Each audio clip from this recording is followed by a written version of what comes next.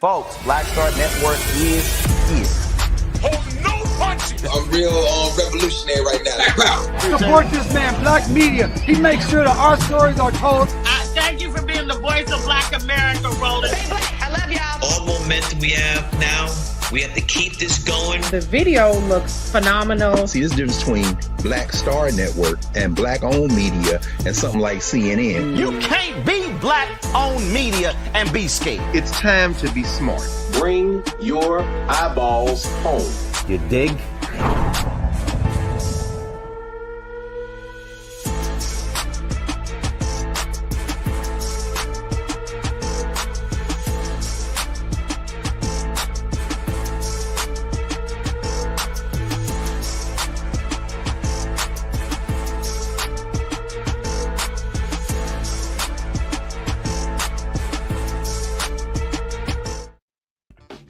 Folks, today, January 8, 2026, coming up on Roland Martin Unfiltered, streaming live on the Black Star Network. The continuing lies of Donald Trump and his imps continues regarding the tragic murder of that white woman in Minneapolis. They even sent out Vice President J.D. Vance to admonish everyone of blasting these left-leaning, violent domestic terrorists.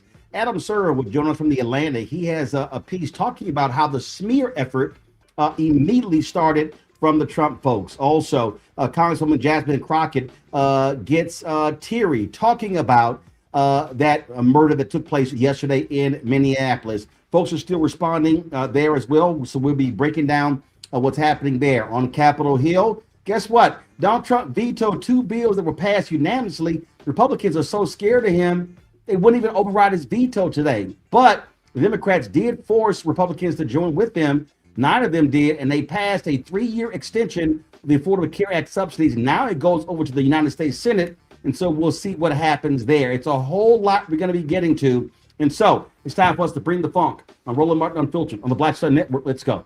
He's got whatever the miss, he's on it. Whatever it is, he's got the scoop, the fact, the find. And when it breaks, he's right on time, and it's rolling. Best believe he's knowing. Putting it down from sports to news to politics. With entertainment just for kicks, he's rolling. It's on go, roll, y'all. It's Roland Martin, yeah. Rolling with Roland now. He's funk, he's fresh, he's real, the best, you know he's Roland Martin.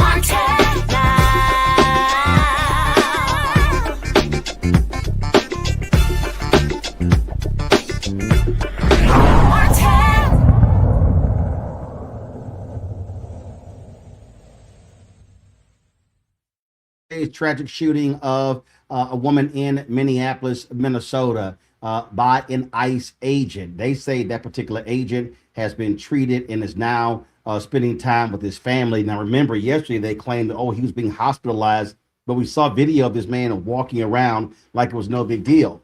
Now, what we also hear is that the feds have told Minneapolis and the state of Minnesota to butt out of the investigation. DHS Secretary ICE Barbie Kristi Noem spoke at a news conference, and she talked about and she really gave us alternative facts in this case. Listen to what she had to say, especially regarding, remember she talked about the snow, how they had to dig themselves out of the snow. The video totally contradicts her, but this is her today. Secretary, yes. Minutes ago, the head of Minnesota State Investigations Agency said that they had been cut out of the investigation into the fatal shooting in Minneapolis. Can you explain that reversal? I'd like to know where they've been and why they're not out on the streets investigating all of these people that are harassing and inciting violence on law enforcement officers right now. They're allowing the situation to be volatile. They're not doing their work. They haven't for years, and maybe they should get to work a little bit on the unprecedented fraud that we've seen in Minnesota and in Minneapolis by people that stole from American citizens and diverted funds away from vulnerable people and programs and services that they needed and put it into their own pockets. Minnesota is a train wreck. It is corrupt, and it was under the leadership of Governor Walz and this mayor that they allowed it to happen, and they let criminals and illegals and people abuse programs and steal the money, and now they're allowing violence to go forward on the streets as well. This also finds the Minneapolis Police Department county sheriffs, the federal authorities at this point, they don't want. I won't put a blanket statement out like those other individuals will. What I would say is I welcome them to come and help us. Come help us make sure that the streets are safe, that laws are enforced, and that we can do the right thing to make sure that American citizens come first. Yes. Director Russo spoke about how this operation happened discreetly under the cover of darkness, and that's how it should be, which is in contrast to what happened in Minneapolis yesterday. You said what do you mean in contrast to that what was happened? very not very much not undercover because of the darkness. protesters and the violent Well, so criminals my that were question for attacking you our is, law enforcement. you If you had remember in that operation, Yeah. what happened was our officers were out trying to get a car stuck out of the snow when they were surrounded and assaulted and blocked in by protesters that were inciting. The officer was following his training. He did follow his wondering, training does because of an firing 2 individual shots that was point blank into a driver's window. Is that part of the training? How is that self-defense? This is an experienced officer who followed his training, and we will continue to let the investigation unfold into the individual and continue to follow the procedures and policies that happen in these use of force cases. But let's remember the events that surrounded what happened yesterday on that tragic situation was that these individuals had followed our officers all day, had harassed them, had blocked them in. They were impeding our law enforcement operations, which is against the law. And when they demanded and commanded her to get out of her vehicle several times, she did not. So we'll continue to allow this process to unfold and recognize that these law enforcement officers every single day put their lives on the line. They go out and do their jobs. They go out and Terrorist, though, without an This was an act of domestic terrorism, which is perpetuating. No investigation into who she was or what she was about, and yet now you're saying These you can't policies speak and about the incident procedures that because of follow it. a use of force situation like this are continuing to be put in place. So this is standard operating procedure after every use of force situation is that we follow these procedures and protocols. This situation is no different. Ice Barbie was lying, y'all. Look right here. This is a memorandum that was that took place under the Biden administration. It is dated May 20th, 2022. It went to the director of the FBI, the administrator of the DEA, the acting director of the Bureau of Alcohol, Tobacco, Firearms, and Explosives, the director of the United States Marshal Service, the director of the Bureau of Prisons, and the Inspector General, Office of the Inspector General from Attorney General Merrick Garland. It says Department's updated use of force policy. It lays out right here exactly what they are supposed to do. In that use of force policy, it dictates that they are not to fire on a vehicle. She's lying. They didn't follow policy. But you notice how she ran roughshod over the journalists who are asking questions, and the whole point is throw out as many lies as possible. And so now all of a sudden they're attacking her domestic terrorist, a far left lesbian. I mean, you name it, they're throwing it about. Staff writer Adam Serwer of The Atlantic wrote this piece. It says, first the shooting, then the lies. The Trump administration has perfected the smear campaign. He joins us right now. Adam, glad to have you back on the show. That's exactly what this is. And we see what's going on here. And their entire goal here is try to shove out as many lies as possible to overwhelm the system. And that's why they sent out not just Carolyn Leavitt, Trump's a chief liar, but they sent out Vice President J.D. Vance to push the lie even further. Yeah, I mean, Roland, this is basically the same playbook that they use when an unarmed Black person is killed by law enforcement. They try to assassinate the character of the victim in order to justify killing them. And what's interesting, however, is that you see Noem just sort of making things up that didn't happen and aren't on the video. This idea that they were being surrounded by ICE protesters, so they were frightened and simply had to use lethal force.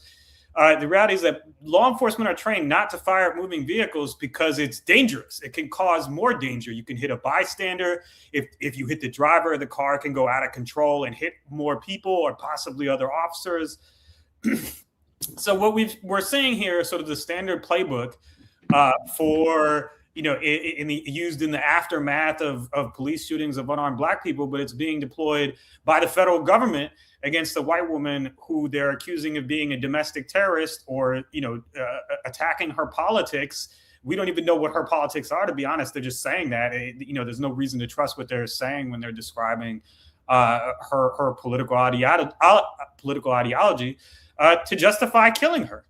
And it's really, it's rather striking because the video is there. We can all see it.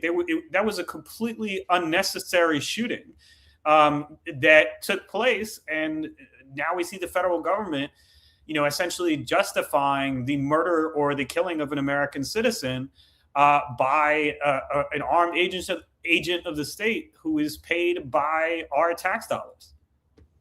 This is what you actually wrote here, and you said, administration officials' indifference to facts, to due process, to the dignity of the deceased, and to basic human decency is remarkable. They could have pleaded for patience and said the incident will be investigated, the standard response in such circumstances. They could have even done so while defending the federal agents they have deployed to terrorize areas they perceive as Democratic Party enclaves. Instead, they proceeded to make ostentatiously dishonest statements that they knew would be contradicted by the video evidence available with eyes to see it. Now, Donald Trump gave an interview with the New York Times. Remember, he immediately defended the officer, made up lies about how the officer was hurt, almost killed, was getting all sorts of treatment. Yet when the New York Times showed him the video and he's sitting there watching it with them, he backed off of that statement. Yeah, that's right. I mean, he said the officer was run over. There are things that they are saying about this incident that are just objectively false, even if you're someone who thinks that the officer acted rationally or was justified. The things that they are saying about the circumstances of the shooting are completely false. Things like, there was a riot, or there were rioters, or they were being blocked in by protesters, or that she ran over the officer. That simply did not happen. And it really, I'm not really sure what to make of the fact that Trump described the video incorrectly, simply because he's dishonest so often that it's hard to know if he, didn't actually look at the video or before it was shown to him, whether he, relied on somebody else's description. He did post the video in one of his posts, but, people post video on the internet all the time without really looking at the video. So it's really hard to know what he's thinking. But it sort of doesn't matter. They are smearing this person. They are trying to destroy her memory the same way that they often do in the aftermath of police shootings of Black people. It's really an extraordinary example of how this stuff is never limited to the vulnerable communities on which it is originally practiced. You're absolutely right. And again, what's amazingly laughable, this here is the video right here. I'm playing it. And she's like, oh, they were stuck in snow. And we can see the video. We can see literally the truck pulls up and they get out of the car. And then this other ICE agent, comes around and then he fires the shot. He fires 3 shots. And then they're like, oh, my God. Oh, he was run over and attacked. And then we also know, to your point earlier, you saw how that car slammed into other cars. And then they refused to render aid. They would not allow a doctor to come and treat her. They would not allow the paramedics to come. The paramedics had to get out of the ambulance, run there to actually administer aid. They made no effort for 15 minutes. And their whole deal, they got this video of the officers laughing about it and patting themselves on the back. Yeah, I mean, look, one of the interesting things about this incident is that the federal government has consistently lied about the circumstances of confrontations between federal immigration agents and bystanders or people they're arresting. They have tried to charge people with assault many, many times and been unable to get an indictment because the facts don't fit the hyperbolic descriptions made by, public officials from the Department of Homeland Security or elsewhere in the Trump administration. The fact is they make things up. They lie to justify the use of force. And I think to some extent, the message that they want to send here to the American people is if you have the wrong political beliefs, not only will we defend someone, an armed agent of the state who kills you, but will imply that you had it coming because of your political ideology, whether or not you actually subscribe to that ideology at all. And again, she's sitting here calling this domestic terrorism with nothing to back it up. Now, it's amazing all these people who jumped out there talking about, nothing's going to happen to this officer. The shooting was justified. And I'm sitting there going, how can you just sort of make these statements? we know Donald Trump is not going to let the federal authorities do into this guy, but we also don't know if this guy could be charged by the state. Yet Stephen Miller had no problem going on Fox News, making it perfectly clear, ain't nothing happened to this guy. Listen to this. But what we need to reassure a couple points to all ICE officers: you have federal immunity in the conduct of your duties. And anybody who lays a hand on you or tries to stop you or tries to obstruct you is committing a felony. You have immunity to perform your duties, and no one, no city official, no state official, no illegal alien, no leftist agitator or domestic insurrectionist can prevent you from fulfilling your legal obligations and duties. And the Department of Justice has made clear that if officials cross that line into obstruction, into criminal conspiracy against the United States or against ICE officers, then they will face justice. Adam, his was very interesting. Yesterday, there was a high school where they lit out for the day. And what did the ICE agents do? They decided to show up, go on school property, and they started attacking the students, spraying them with pepper spray and things along those lines. The reason we're seeing these type of actions, and not just in Minneapolis, but we're seeing these actions take place. We've seen it in Los Angeles, in Chicago, and so many other areas. It's because of that Stephen Miller bite. Donald Trump said during the campaign, 100% immunity. What they've said is, it doesn't matter what you do. We are not going to hold you accountable, so you can show your ass as much as you want to. Yeah, look, the country of the United States of America was founded on opposition to arbitrary executive power and abuses of power. So, you know, to a certain extent, this really sort of refutes the basic principles of the founding of the country, however hypocritical they were at the time.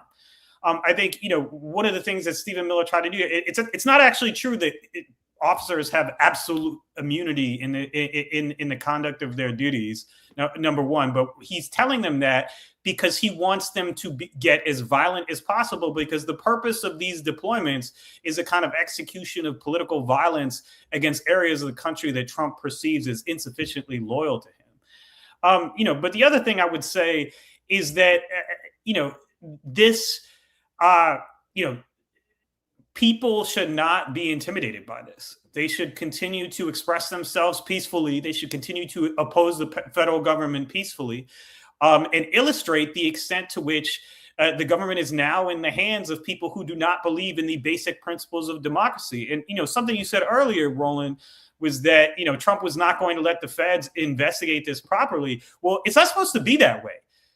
Criminal federal investigations are supposed to be independent of the White House. It's not supposed to be the president deciding who's guilty and who's not guilty when someone potentially commits a crime.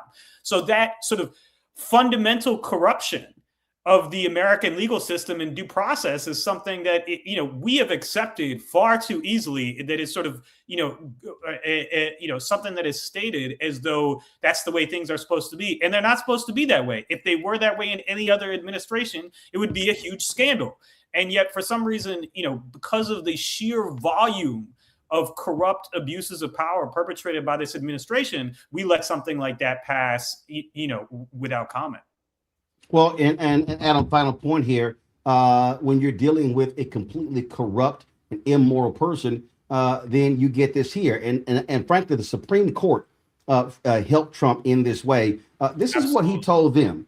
Trump lays out a vision of power restrained only by, quote, my own morality.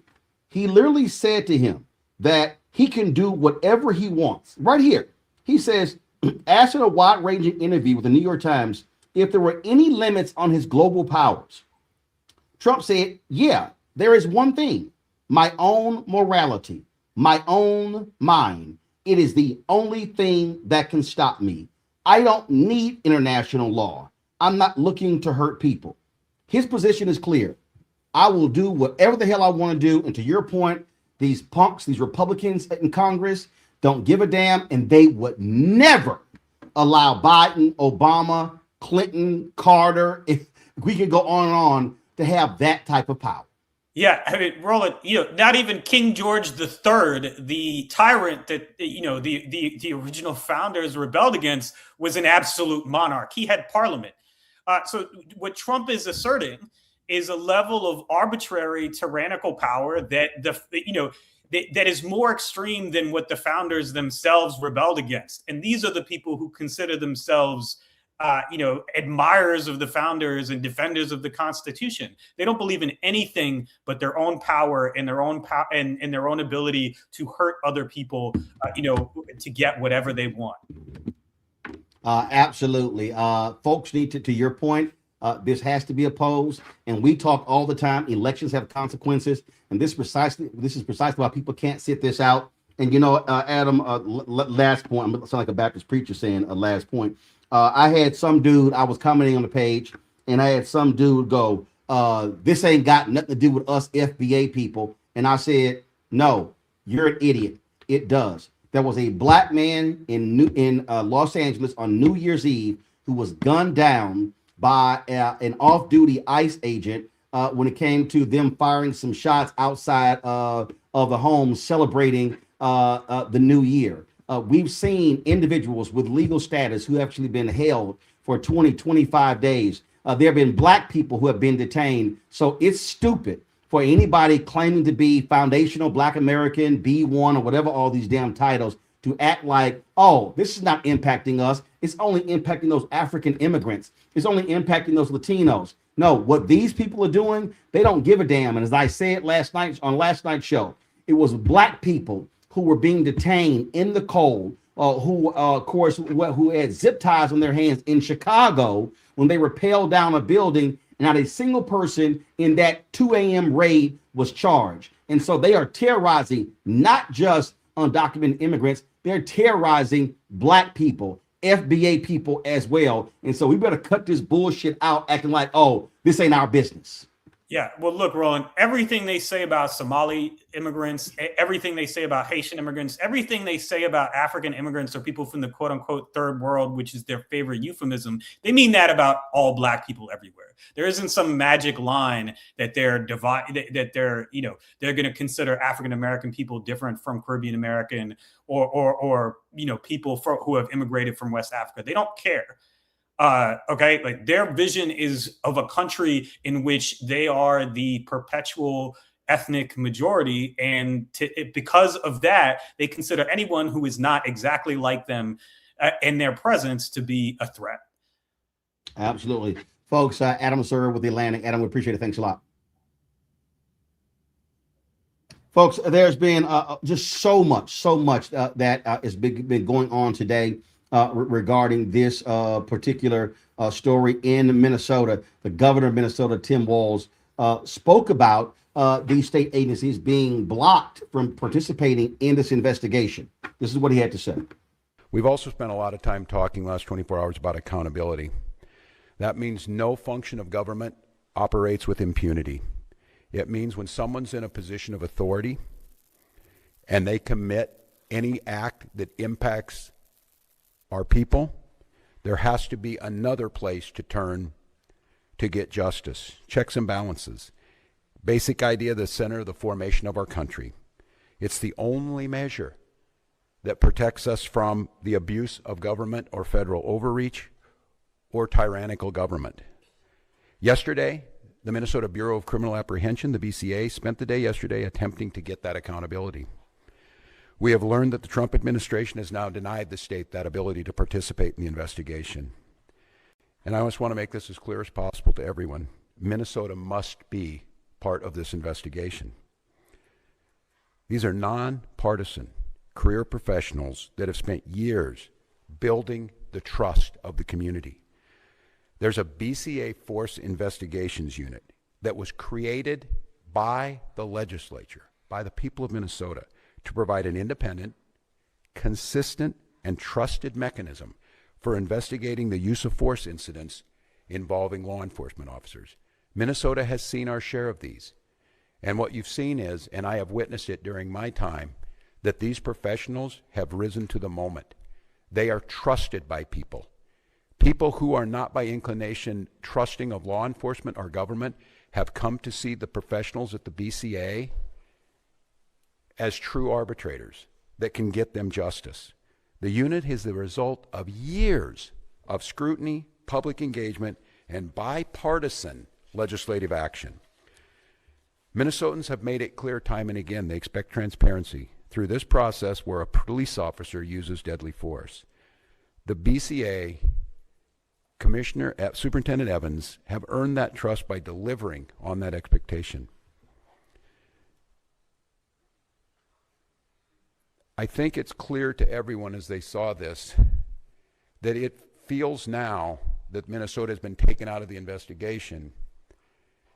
It feels very, very difficult that we will get a fair outcome. And I say that only because... So, folks, that was, again, Minnesota Governor Tim Walz. Judgment from the president to the vice president to Kristi Noem have stood and told you things that are verifiably false, verifiably inaccurate. They have determined the character of a 37-year-old mom that they didn't even know. All right, folks, that was Minnesota Governor Tim Walz there. Things got very emotional on Capitol Hill today. Congresswoman Jasmine Crockett really challenged Republicans on this issue and said so many Democrats were disturbed by this woman being gunned down, and Republican response is pretty much callous and indifferent. It is so hard to sit here sometimes because I didn't come to Congress to write laws or to do things that are hurting people. I'm just asking if there's any decency or heart or courage on that side of the aisle. The fact that a woman was killed, she was shot in her head, and y'all are pretending like nothing happened. I remember when Charlie Kirk got killed. Do you remember what our response was? Our response wasn't to sit there and pretend like it was okay. Is it okay because you have a badge? Because the last time I checked, allegedly no one is above the law.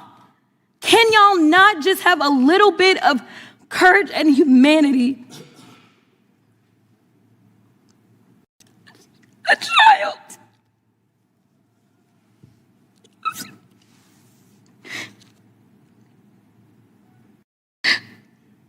A child has lost her mom. And y'all want to pretend that it is okay. I am asking if there is anyone that will stand for the very people that elected us and sent us to Congress. You tell us things like, well, the immigrants are bad. And so we got to get all these bills because the immigrants are the ones that are causing the harm. They're bringing the crime. The mayor of Minneapolis told y'all to get the fuck out. Yet y'all are the ones, it is this administration that is bringing crime to their streets. That's what's happening. It's the third incident where somebody has dropped an F-bomb in this committee, including the video. I'm sorry. Including the video that we had to watch earlier. Are your princess ears okay? Is it profanity? Well, your princess ears House of Representatives. The committee. You are about the fact that a woman. Are you soft? House of Representatives. The gentlelady. Are we offending your princess ears? Are they that soft? All members will maybe some of the kids out there. Mr. Chairman, it is the gentlelady's You're killing time. them. Kids. It is the gentlelady's time. Let's let her have her time. It is the gentlelady's time. Would you stop the clock for a moment? Okay, and I'll restore that. The chair will remind all members that the person controlling the time is not to be unreasonably interrupted. We would further admonish that whenever possible to express the full meaning of something, it be done so without an expletive that may be offensive to people here in the audience or those who watch this on television. I understand that a quote at times is essential, but I would admonish everyone that it has been the practice of this committee for the many years I've been here to use such things as F-bomb in order to get the message out without actually using the word. Notwithstanding that, the gentlelady will be recognized for this time plus an additional 20 seconds. The gentlelady may continue. Thank you, Mr. Chair. Long story short, we are sitting in judiciary and no one on that side of the aisle seems to care that this particular person, whose name we don't know at this point, became the judge, jury, and executioner. I don't know how you square that. And then we're sitting here literally in markup for a bail funds bill. When I first ran for office, it was in the midst of yet another lynching by law enforcement in Minneapolis. At that time, it was George Floyd. I remember working as a pro bono criminal defense attorney to help protesters that were being arrested. There were more than 600 protesters that were arrested in Dallas. There were churches that came together to make sure that there were bail funds. There were nonprofit organizations. And to explain how it works for bail, since we're in judiciary and we're writing the laws, and some people may not understand this, but those bail funds, those nonprofit organizations are not the ones that determine whether or not somebody gets bail. What they do is they help out poor people, which I know y'all are not interested in either. But they help out people that aren't rich and famous and have limitless amounts of money, like all of the Epstein defendants who somehow y'all can't find, even though y'all went and got Maduro. But it helps out those people to be able to get out of jail. Many of those people that if they spend just a couple of days in jail will then be thrust into straight up poverty because they will lose everything. Why it is that you want to criminalize people such as churches that are trying to help the poor because they understand what the Bible says, and they don't just say that they understand it or say that they love Jesus, but they decide that they actually put it into works because faith without works is dead. That is wrong too. And I'm here to tell you that there's going to be a lot of nonprofit organizations that are going to step up in this moment, because there are going to be protests around this entire country because of the state-sanctioned execution that we all saw unfold, unless there is some kind of justice that takes place and we get the name of that officer and that officer is prosecuted. So I ask that law enforcement, we have oversight over them. I am the oversight ranker. Let's go ahead. In fact, I make a motion that we have a hearing in the oversight subcommittee as it relates to this particular issue and what took place. That was Congresswoman Jasmine Crockett. This has angered so many different people in so many different ways. And former Minnesota Governor Jesse Ventura is weighing in, saying he is so pissed off with what's going on that he actually may run again for governor. And he had a lot to say to Donald Trump. Check this out.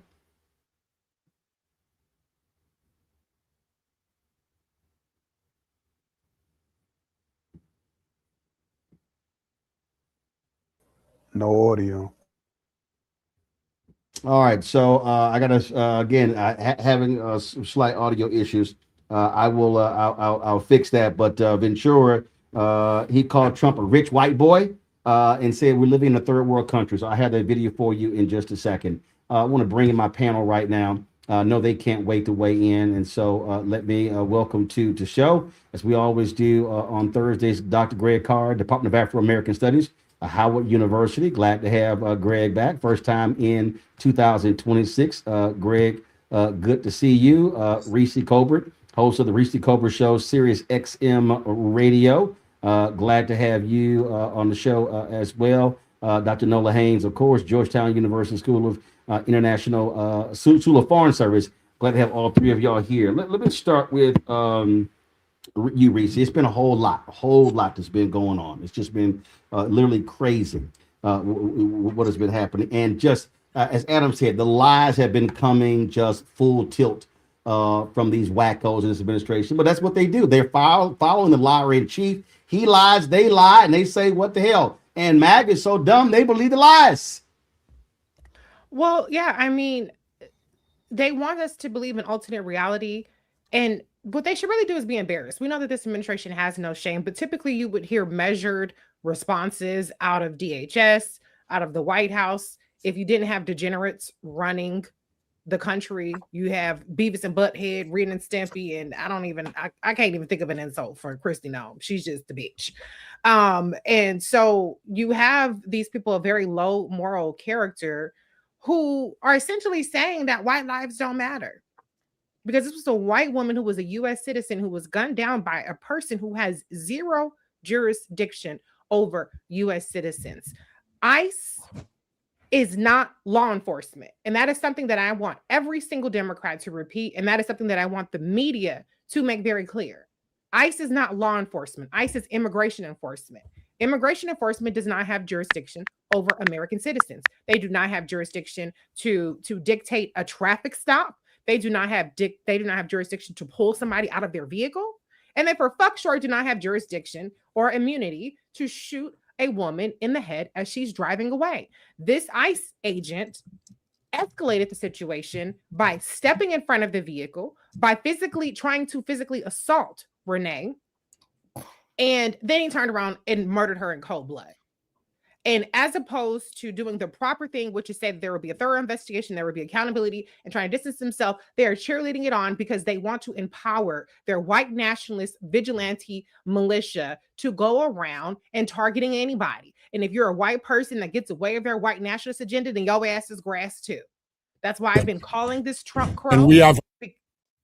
That's why I've been calling this Trump crow, because it is not just an attack on Black citizenship. It is an attack on every American that does not fall in line with the white nationalist billionaire trillionaire agenda. And unfortunately, a woman who is a mother who now leaves orphans behind has paid the ultimate price. She was not a radical. She was not a terrorist, which apparently now all of a sudden they recognize terrorism after just rewriting history on January 6th a couple days ago.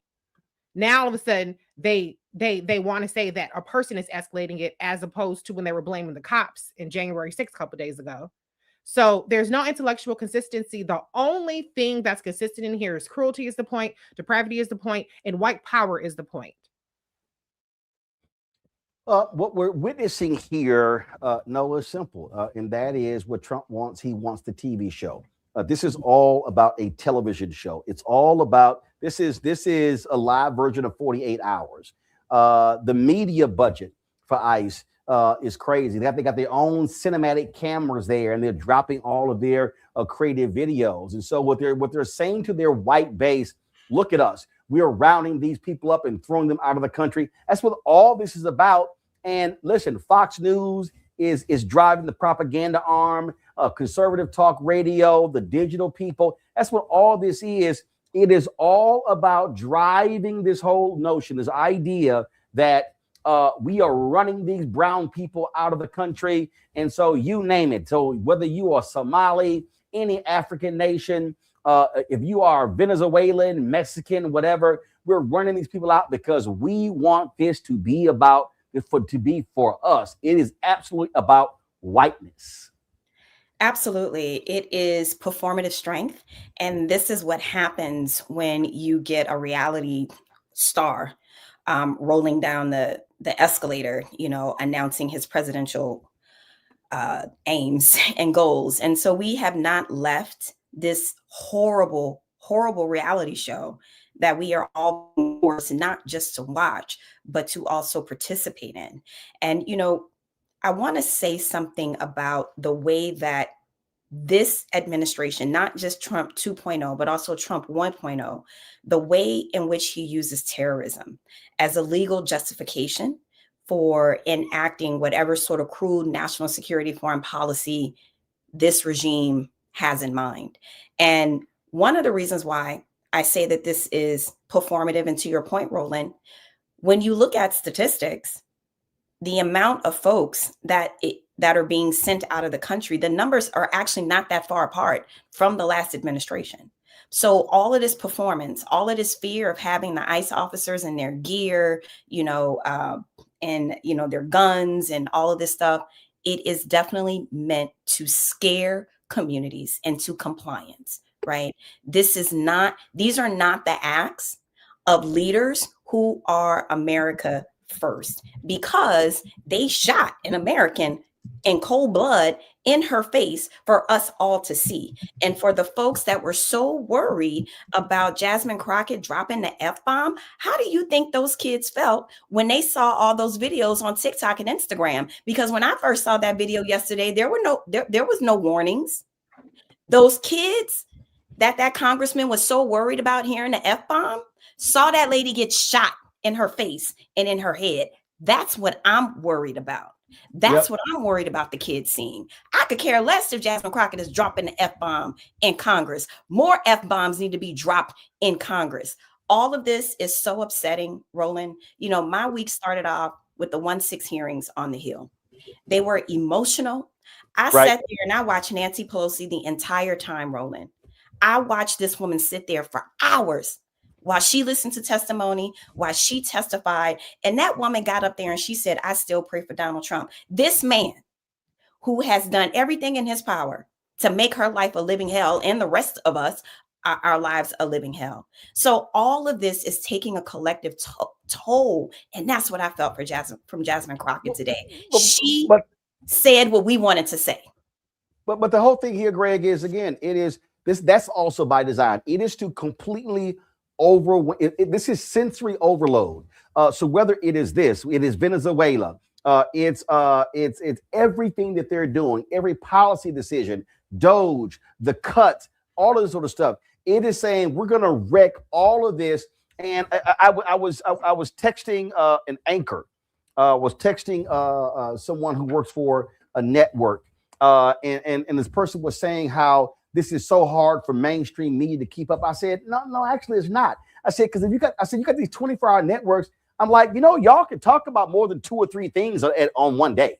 Like, we don't have to have every show talk about the exact same thing every hour for the whole day. And that's part of the deal. And so they know how media works. And so the morning shows, and the show at 9 a.m. and at 10 a.m. and 11 a.m. and noon and 1, 2, 3, 4, 5, 6, all the primetime shows are going to be talking about the exact same story in the same way, as opposed to examining all of these different facets and how these people are undermining the Constitution, undermining democracy, how they are attacking different people. And one of the greatest failures to what we see is a media that absolutely is abhorrent.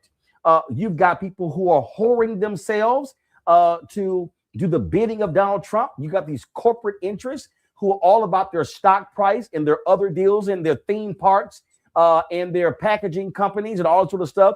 They don't care. And so you used to have caretakers in media. The Sulzbergers of the New York Times and Catherine Graham at the Washington Post. And you had Paley at CBS. You had people, Golderson at ABC and Sarnoff at NBC, people who believe in the public trust. These folks kind of like, yeah, we don't want him looking at us because he's going to criticize us. That's right. That's right, Roland. Is my sound okay? Can you all hear? Yeah, you're good. You're good. Okay, good. Just want to check. I'm very much encouraged by these events. Not encouraged, of course, by the death of Miss Good. That's a true tragedy. When you think about her, we may look back at this and put her in the same breath as Viola Luiso or in Alabama or Andrew Goodman or Mickey Schwerner. Sometimes, unfortunately, white death is a trigger. And of course, this happened around a mile from where Big George Floyd, of course, lost his life. But let's be crystal clear about this. Let me start with our Congresswoman Jasmine Crockett. Please don't cry. That's what they want. There's no reason to cry. There's no reason to cry because these are not human beings you're dealing with. There's nothing to appeal to. So let's get out of this whole idea that we can appeal to some greater moral sense. You just heard a purebred clown, a racist, tell the New York Times, the pliant New York Times, that the world now bends to his morality. Donald Trump doesn't have any morality. It's an oxymoron. What we have to do now is reframe the narrative. So I think Greg, just give me 1 second. Just give me 1 second. I want you to finish that. This is from ABC News. And so 2 people have been shot by federal agents in Portland. It says 2 people were shot by federal agents in Portland, Oregon on Thursday. Local and federal sources told ABC News the FBI is responding to the scene. federal agents involved in the shooting are with U.S. Customs and Border Protection, not Immigration and Customs Enforcement, according to sources. Craig, go ahead. Thank you, Roland. And of course they were, and there will be more. There will be more. They will join an indefensible piece of a human being, a little man whose little tiny manhood sheathed by cloth over the top third and bottom 2/3 of his face. Jonathan Ross, as it is now being reported, USA Today, among other media sources over the last couple of hours, have reported that the enforcement operations officer identified the killer of Miss Good is named Jonathan Ross. And this isn't the first time that he has assaulted other people. And this doesn't have anything to do with citizenship either, y'all. Let's stop using that. Let's stop framing this in terms of it was a U.S. citizen. It was a human being. Let's just level set on that. But what I really want to, us to spend a moment on, which is again why this platform is so important and why you should turn off all that commercial news, mass media entertainment crap, is this. This is all part of a larger strategy, as we said, not just to intimidate, not just to cow, but to set a set of forces in motion so that the response can then trigger another response. Let's go to the beer drinking Brett Kavanaugh on the United States Supreme Court, part of the MAGA 6. We saw a couple of weeks ago in the Trump versus Illinois case where they said you can't use the National Guard. Kavanaugh wrote a concurrence separately. By the way, he also snuck a little footnote in his concurrence to say that you shouldn't be racially profiling. That's because he's mad because remember that case back in September, the Noem case, Noem versus Vasquez Perdomo, where he said you can racially profile, thereby leading to a label that apparently he hates, which is why I'm going to repeat it now. We should burn it into our vocabulary. Kavanaugh stops. That's what they're doing now. I'm going to stop you because you look a certain way. The Kavanaugh stops. He hates it. Well, go to hell, Bill Kavanaugh, Beer Kavanaugh. But he wrote a concurrence to slip in something they're going to bring back around. And that is, even as the Supreme Court said 6-3, they weren't going to pause the injunction that won't allow Donald Trump to put the National Guard in Illinois and Oregon and California. Kavanaugh wrote separately and said, but, maybe there might be a way to evoke, I don't know, the Insurrection Act. See, what they want to do is put the U.S. military in these cities because they are engaged in a domestic war. Finally, let's pay particular attention to the fact that this strategy is designed completely pursuant to what that fool Steve Bannon said years ago, flood the zone with ish. In other words, we are now severing any ties with a standard that relies on facts. So what you hear, the Ice Barbie, the Botox Barbie cosplaying with her cowboy hat on, and then today continuing it saying is, there is no such thing as facts. What you hear that little Nazi cretin Stephen Miller doing is saying that there is no such thing as facts. Kill everybody you want. They're all drug dealers. They're sexual deviants. They're messing with children. And then when you say, no, they're not, here's the evidence. They're like, yes. And let me say again, they're messing with children. We have to now change the narrative. Congresswoman Crockett, don't cry. Call them what they are, Klansmen, Nazis, and let's roll over their political backs and crush those political backs. The rhetoric of reason has no place in this. This is a war. They have declared war on human beings. And the response in a war is to fight back. Folks, going to go to a break. We come back. We're going to talk to a member of Congress. A lot of different things happened on Capitol Hill today, including Democrats forcing Republicans to vote on a bill to restore Affordable Care Act subsidies for 3 years. There's a bill by Congressman Lauren Underwood. We're going to talk about that. Also, Republicans have no courage whatsoever. They actually voted for two different bills, one of them dealing with a water issue in Colorado. Trump vetoed those two bills because he was pissed off at the Republicans, in one case, Lauren Boebert. And these fools wouldn't override the veto, but they passed unanimously. That's what happens when you have zero guts and zero courage. We'll be right back. Roland Martin Unfiltered on the Black Star Network.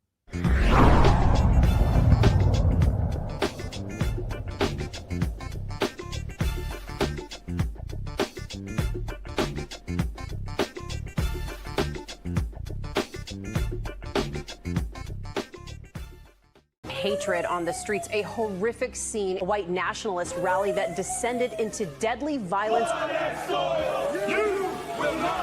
White people are losing their damn minds. as an angry pro-Trump mob storms the U.S. Capitol. We're about to see the rise of what I call white minority resistance. We have seen white folks in this country who simply cannot tolerate black folks voting. I think what we're seeing is the inevitable result of violent denial. This is part of American history. Every time that people of color have made progress, whether real or symbolic, there has been what Carol Anderson at Emory University calls white rage as a backlash. This is the rise of the Proud Boys and the Boogaloo Boys. America, there's going to be more of this. Here's all the Proud Boys, guys. This country is getting increasingly racist in its behaviors and its attitudes because of the fear of white people. The fear that they're taking our jobs, they're taking our resources, they're taking our women. This is white fear.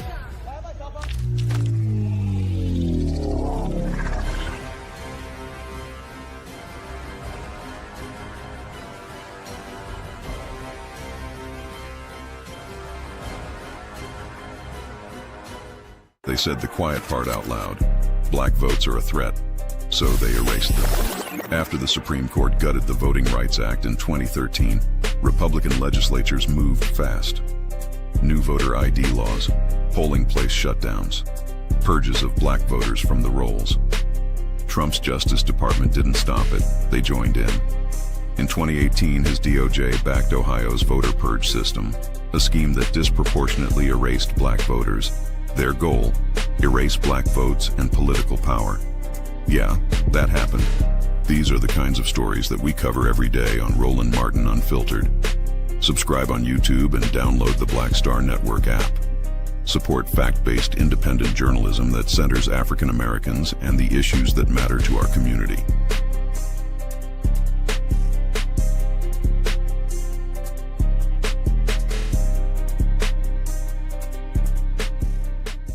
Melanie Campbell, National Coalition on Black Civic Participation and Black Women's Roundtable. And we are watching Roland Martin Unfiltered all day, every day, 24/7. Spread the word.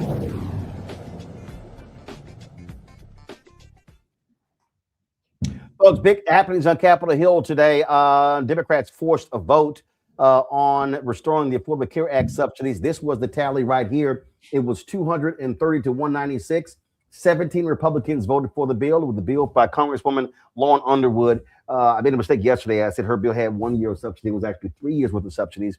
Now it goes over to the United States Senate. There's no word of whether or not it's going to actually pass over there, but it does put pressure on Republicans, especially those senators who are running for re-election, because they're going to have to vote on this issue of restoring health care to their constituents. And you know what? You got folks in North Carolina, in Georgia, in Iowa, in Texas, who are all impacted all around the country by this. And so guess what? They now are going to have to deal with this. And so that was a huge, huge action taken today. Virginia Congressman James Walkinshaw joins us right now. Congressman, glad to have you on the show. This was an effort, this was first of all, a great move by Democrats. And I kept saying in 2025, the Democrats are out of sort trying to figure out how to respond to what's going on. And we saw with the Epstein files, that discharge petition. Now, here you had an issue, and Republicans were vulnerable by Democrats using the discharge petition. You go bypass the committees, you bypass Speaker Johnson, and you force them to actually vote on this. To me, there should be other affordability issues that Democrats should be eyeing in 2026 to force the same vote on other issues. You're absolutely right, Roland. I mean, this was a big victory today. Credit to Congresswoman Underwood, leader Hakeem Jeffries, who really united Democrats around this fight for healthcare affordability. You know, we went through a shutdown where we kept the pressure on the Republicans to cancel their healthcare cuts. We took the argument to the American people across the country and highlighted the impact of allowing these tax credits to expire. And we got a big victory today. And you're right, the Senate should be feeling some pressure right now. What they should do is take up the bill, the 3-year clean extension, pass it and send it to President Trump's desk. It sounds like Republican leadership over there aren't going to do that, but that would be the smart thing for them to do. But you're absolutely right. We have to find other avenues over the course of this year to force Republicans to come to the table and join us in trying to make life more affordable for the American people. I think one way we'll be able to do that is with these tariffs. We know that Trump's tariffs are driving up costs for hardworking families, especially low or moderate income families who spend more of their income on, everyday goods and durable goods, and the tariffs are driving up those costs. We have discharge petitions on a bunch of those tariffs, and we're going to be pressuring Republicans to join us on those as well. Well, another issue that we saw take place, there were a couple of bills that Trump vetoed, and what was crazy, they were passed unanimously by the House. He vetoes them. It was really about a personal thing, trying to get back at Republicans in this case. And then what happened? It needed 2/3 vote. Well, 35 Republicans crossed, 213 Democrats voted for it, but it didn't get the 2/3 vote. I mean, I keep saying it. The Republicans in the House are cowards. It passes unanimously, but you don't want to embarrass your king, and so you don't pass these bills. So screw the people in Colorado in the Beaufort district when it comes to water issue, and screw other Americans because you got a petty tyrant who's sitting in the Oval Office. Yeah, I was on the floor for those votes and proudly voted twice to override the vetoes, and I was watching the Republican side, and sometimes it's just embarrassing to watch them. You can see the fear in their eyes, the fear of Donald Trump, and what they need to realize, and a handful of them are starting to realize, Donald Trump doesn't give a damn about them. He doesn't care about their policy priorities. He doesn't care about their political futures. Donald Trump only cares about Donald Trump, but a lot of them seemingly are going to go to their political graves with their arms wrapped around Donald Trump, hoping that he'll love them back someday, and he just ain't going to do it. So another action took place today. Now, again, we'll see what happens in the House, but on the Senate side, they actually voted, and several Republicans crossed the aisle and voted with the Democrats, limiting what Trump can do militarily in Venezuela. It passed 52-47. Now, granted, we know doggone well, he'll veto that, but that's a perfect example of, thank goodness you have 4 or 5 Republicans who are understanding that Congress has authority. There are 3 branches of government. There's executive, legislative, and judicial. These folks are now realizing, guess what? You're supposed to use your power, not let him do whatever he wants to do. That's right. Look, the action in Venezuela was flat out illegal, violation of the Constitution. Huge credit to Senator Kaine from Virginia for getting that War Powers resolution moving in the Senate. We have a similar resolution that was introduced in the House today. It's a privileged resolution, so there will be a vote potentially next week on that in the House. And I'm hopeful, just like they had some Republicans in the Senate willing to break with Trump on this, that we'll have enough in the House. We only need a couple. And you're right, Trump will veto it, but that's still a major development for Congress to send a War Powers resolution restricting his authority to engage militarily with respect to Venezuela. Put that on his desk and force him to veto it. Very significant. I've got panelists here. Want them to have opportunity to ask a question of you. Nola Haynes, you first. What's your question for Congressman Walkinshaw? Thank you so much for doing the work that you all are tirelessly doing. So, on the messaging side of things, there's always this kind of group of folks who feel like Dems aren't doing enough. And then I am one of those folks who understand how legislation works. So I'm very curious, besides healthcare, which I know is a very popular policy for Dems, what else can folks like us be out there messaging to Americans who are looking for policies, not necessarily just anti-Trump everything, but that are looking for something forward, something else? So what else, in addition to healthcare, should we be out there talking about?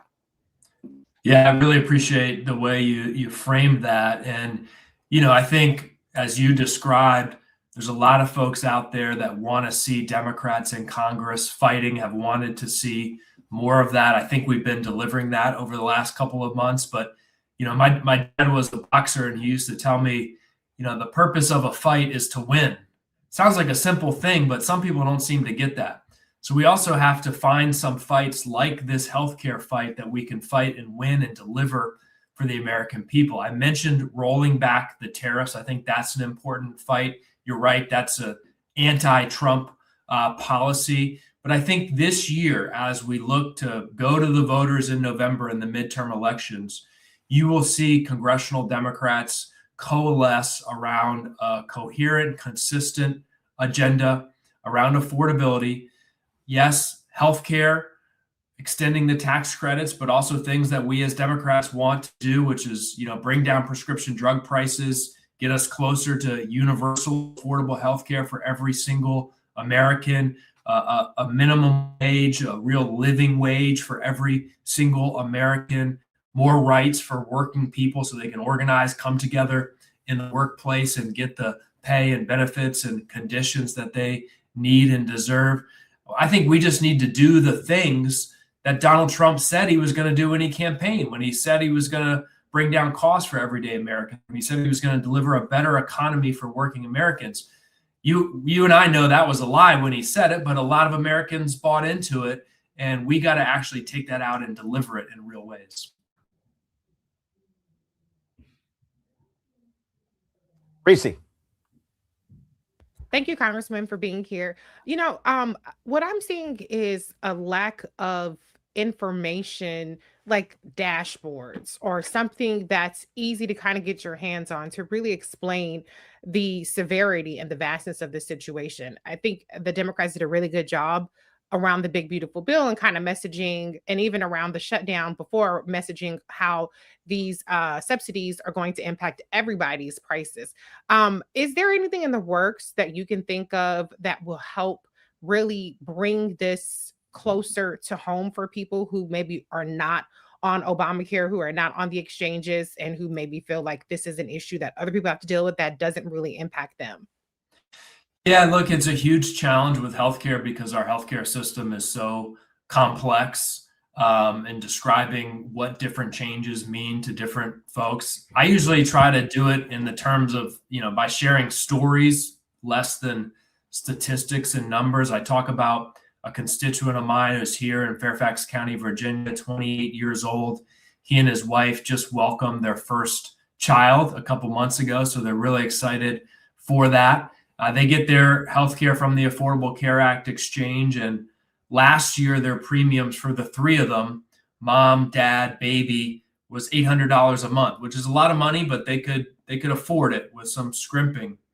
This year, because of the expiration of the tax credits and other things Republicans have done to drive up healthcare costs, their premiums are $1,600 a month, and they can't afford that. So dad doesn't have health insurance as of today, so that they can pay for it for mom and their new baby. And those are the choices that Americans are making. So I think those stories that, you know, folks can relate to are probably the most effective way for us to drive the importance of this issue home. Brett. Thank you, Roland, and thank you, Congressman Arkansas. We saw, of course, that you and your colleagues moved some legislation, some of the appropriation legislation today, kind of, you know, trying to forestall or prevent some of the stuff that might hit at the end of the month and perhaps another government shutdown. My question is pretty basic. How much do you think that Mike Johnson's very tenuous grip, we saw him scurrying out of the chamber after another vote that he couldn't prevent today, how much do you think his very tenuous grip on the speaker's gavel might be used as an asset by you and your colleagues to try to break up this Republican solidarity? I'm saying that because we know that there are the open seats in Texas and California, the death of your colleague, of course, LaMalfa. Taylor Greene's seat is up for, of course, election. And of course, there's Mickey Sherrill's seat in New Jersey. Are some of your folks on the other side of the aisle, perhaps, are they more vulnerable for you all to basically push and push and push at them to perhaps get some of them to chip away? And perhaps maybe might we be looking at a Speaker Jeffries long before November if this continuing fracture keeps up and some of these people step out of Congress sooner rather than later. Yeah, you really honed in on a critical dynamic here. And, before I get into the possibility of a change in power before the elections, as you, I think, hinted at, Speaker's tenuous control, not just his very narrow majority, but the fact that, look, generally, even at the White House where it's been reported Trump laughs at Speaker Johnson, he's viewed as a very weak leader. That gives Democrats a lot of leverage. And I think you see that in the appropriations bills, 3 that were passed today, that rejected a lot of what was in Donald Trump's budget that he sent, that added protections for federal agencies and federal workers, a lot of whom that I represent, because Republicans are afraid of another shutdown because they know what it did to Donald Trump's polling numbers. We have a lot more leverage in those conversations and those debates and negotiations than we did last year. And you're absolutely right. I mean, given the narrowness of his majority, if you had more resignations, a couple more resignations, or anyone switching parties, or God forbid, any other significant life event on the Republican side, you could have an evenly divided House or even a narrow Democratic majority. We will have another special election in Texas that's likely a Democratic seat later this month. So we'll be adding a Democratic seat. You mentioned former Congresswoman, now Governor Sherrill as well. So a lot of moving pieces, and it could be a very unpredictable year in the House of Representatives. Congressman Walkinshaw, last point I want to make here, and just tell me if you agree with this or not, and that is this. There were a lot of people who disagreed with me and others, and they said, that I was wrong to support the Democrats' action when it came to the federal government shutdown. And I said then, Democrats should not lift a finger. They should force Republicans to do their job. And I fundamentally believed that what the shutdown did was, I think what it did, it woke Democrats up. It finally caused Democrats to find a singular issue. And also, I think probably right before that, what was happening with the Epstein files. Those two things, the Epstein files and that discharge petition and the shutdown, forced Democrats to look at what people were talking about and the issues. And what it did was it gave Democrats time to refine a healthcare message, tap into it, build resonance, where Republicans, independents were like, what the hell is going on? And so while that was happening, you take the tariffs as well, how it's impacting all of these white conservative farmers in areas where they voted 65, 70, 75% for Trump. And so the shutdown in many ways gave House Democrats in the Senate your sea legs. And so now I think the thing is, how do you build upon that? Do you sort of you agree with that? I think you're absolutely right. And, I was in a similar place debating with people before the shutdown. And I told people, look, the American people, if there's a shutdown, as ultimately there was, the idea that the American people won't blame Donald Trump for that shutdown was absurd.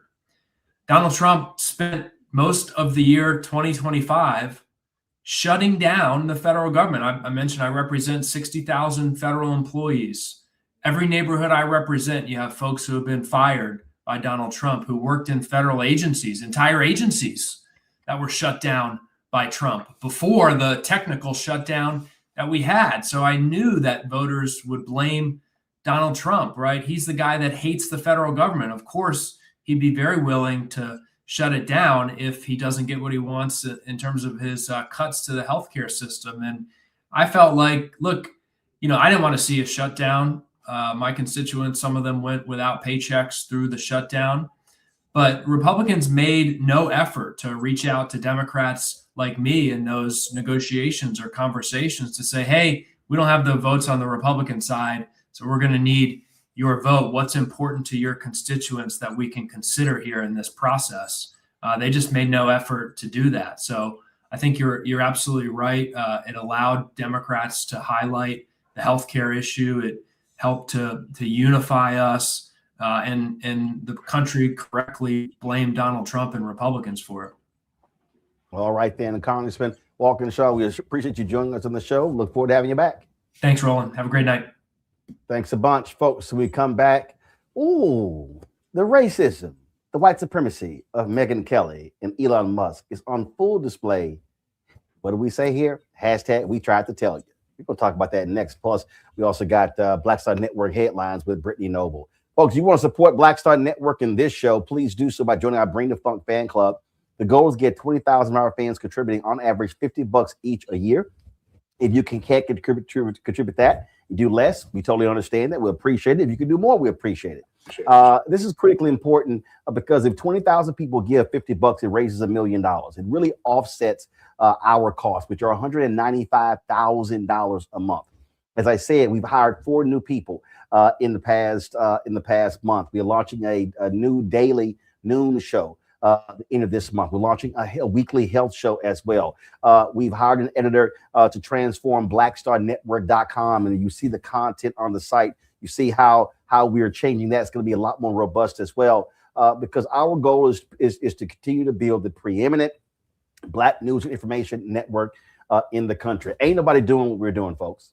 And so we got to continue to keep driving as hard as we can to build this. So your support is critical. You want to contribute via Cash App, use the Stripe QR code. You see it right here. That's also for credit cards. PayPal is R Martin Unfiltered. Venmo is RM Unfiltered. Zelle, Roland at RolandSMartin.com. Roland at RolandMartinUnfiltered.com. Checks and money order. Make it payable to Roland Martin Unfiltered. P.O. Box 57196, Washington, D.C. 2037-0196. You got to give us some time, y'all, because, again, I check the mailbox every couple of weeks. We get the checks and money order. We got to open each envelope, sign the back, process them, take the picture, all that stuff. So it takes some time to get all that done. And a lot of the money orders cannot actually be taken with the photos. I have to physically mail those to the bank for them to be deposited. So again, we'll try to get them done as fast as possible. Let me go to a break. Be right back.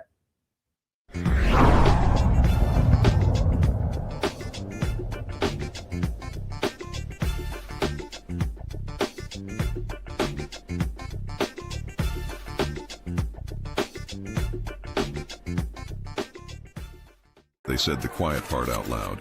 Black votes are a threat, so they erased them. After the Supreme Court gutted the Voting Rights Act in 2013, Republican legislatures moved fast.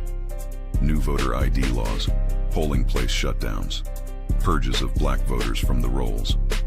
Trump's Justice Department didn't stop it, they joined in.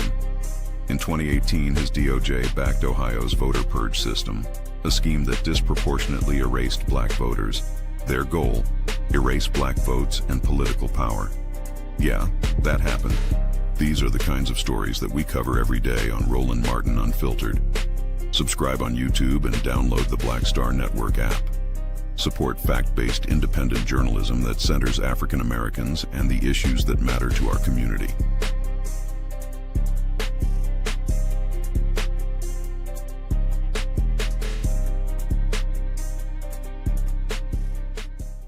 If in this country right now, you have people get up in the morning and the only thing they can think about is how many people they can hurt, and they got the power, that's the time for mourning. For better or worse, what makes America special, it's that legal system that's supposed to protect minorities from the tyranny of the majority. We are at a point of a moral emergency. We must raise a voice of outrage. We must raise a voice of compassion. And we must raise a voice of unity. We are not in a crisis of party versus party. We are in a crisis of civilization, a human rights crisis, and a crisis of democracy itself. And guess what? You've been chosen to make sure that those that would destroy, those that would hate, don't have the final say, and they don't ultimately win.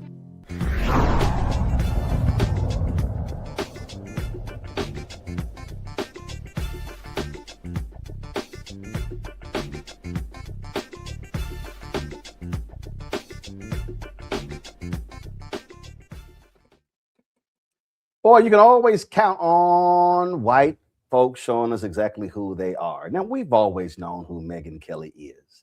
When she made her comment on Fox News that Santa Claus was and is always white, when she made her blackface comment, not seeing anything wrong with that, on NBC Today Show. We all knew that. Well, since she got her independent show, you know, she got paid $69 million after she got fired at NBC, launched her own show, and oh my God, Sirius XM Radio signed her to a new deal. She's launched a media company. Oh man, she's a darling of the right, and she is going as hardcore right as she possibly can. White and right. She did an interview with Tucker Carlson. They were talking about Nick Fuentes, the self-acknowledged racist, white supremacist, anti-Semitic individual, misogynist. What the hell else we want to call him?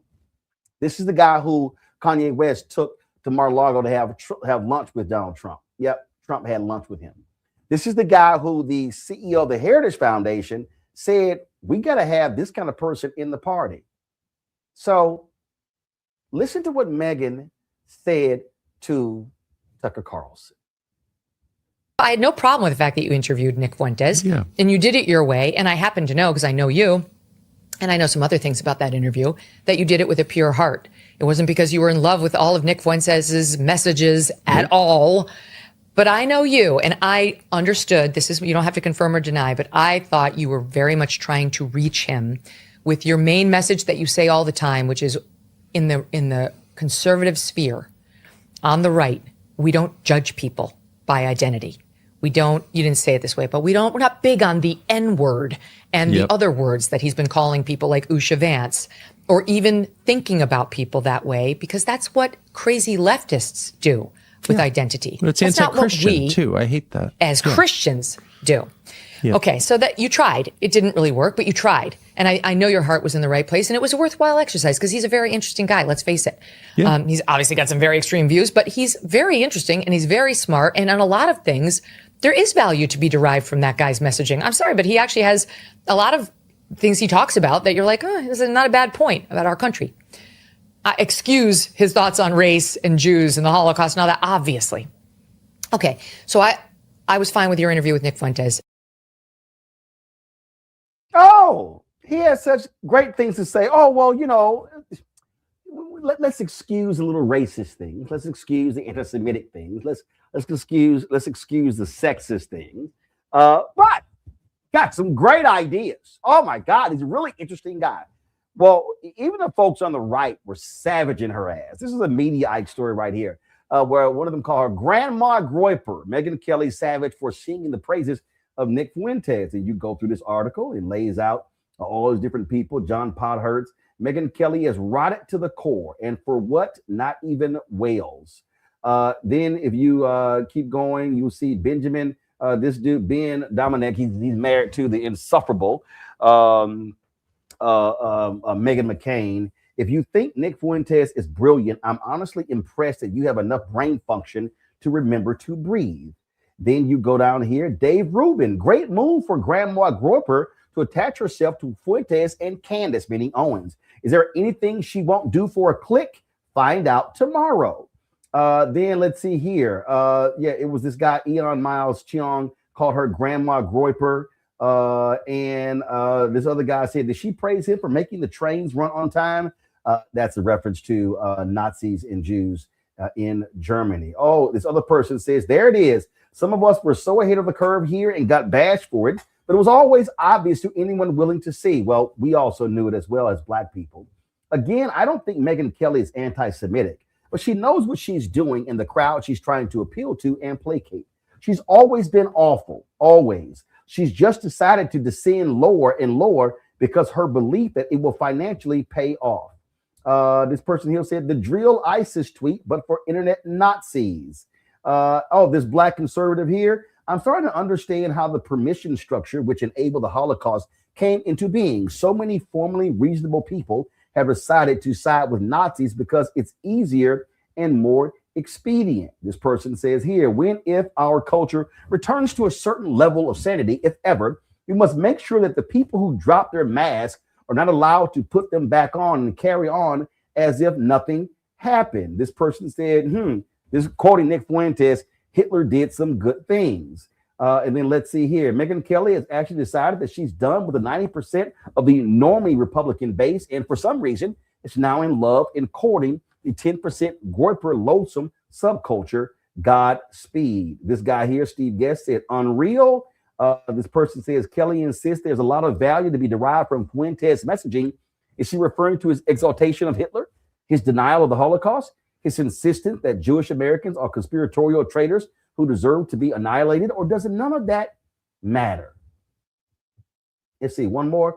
It was never actually about, sure, you may disagree with him, but unity and don't cancel people. It was always about, quote, don't criticize the Stalin-loving Nazi I agree with. Megyn Kelly basically followed the Groyper trail already blazed by Michelle Malkin. Let's see, any more? Boy, they were just going in on her. Now, those are all right-wingers there. But you got to understand, y'all, racism is the point. Racism is the key, who they are appealing to. Let's take Elon Musk. Now, we know apartheid Elon is absolutely all about white supremacy. All he does is talk about on Twitter the fertility rates of white people, how they're collapsing in Europe and in the Western countries. He ain't talking about black people or Latinos.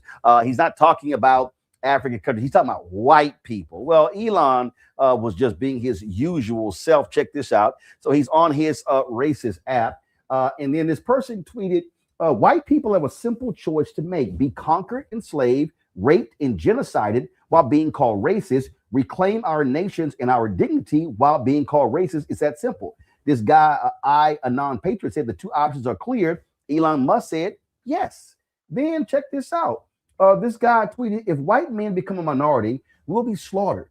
Remember, if non-whites openly hate white men while white men hold a collective majority, then they will be 1,000 times more hostile and cruel when they are a majority over whites. White solidarity is the only way to survive.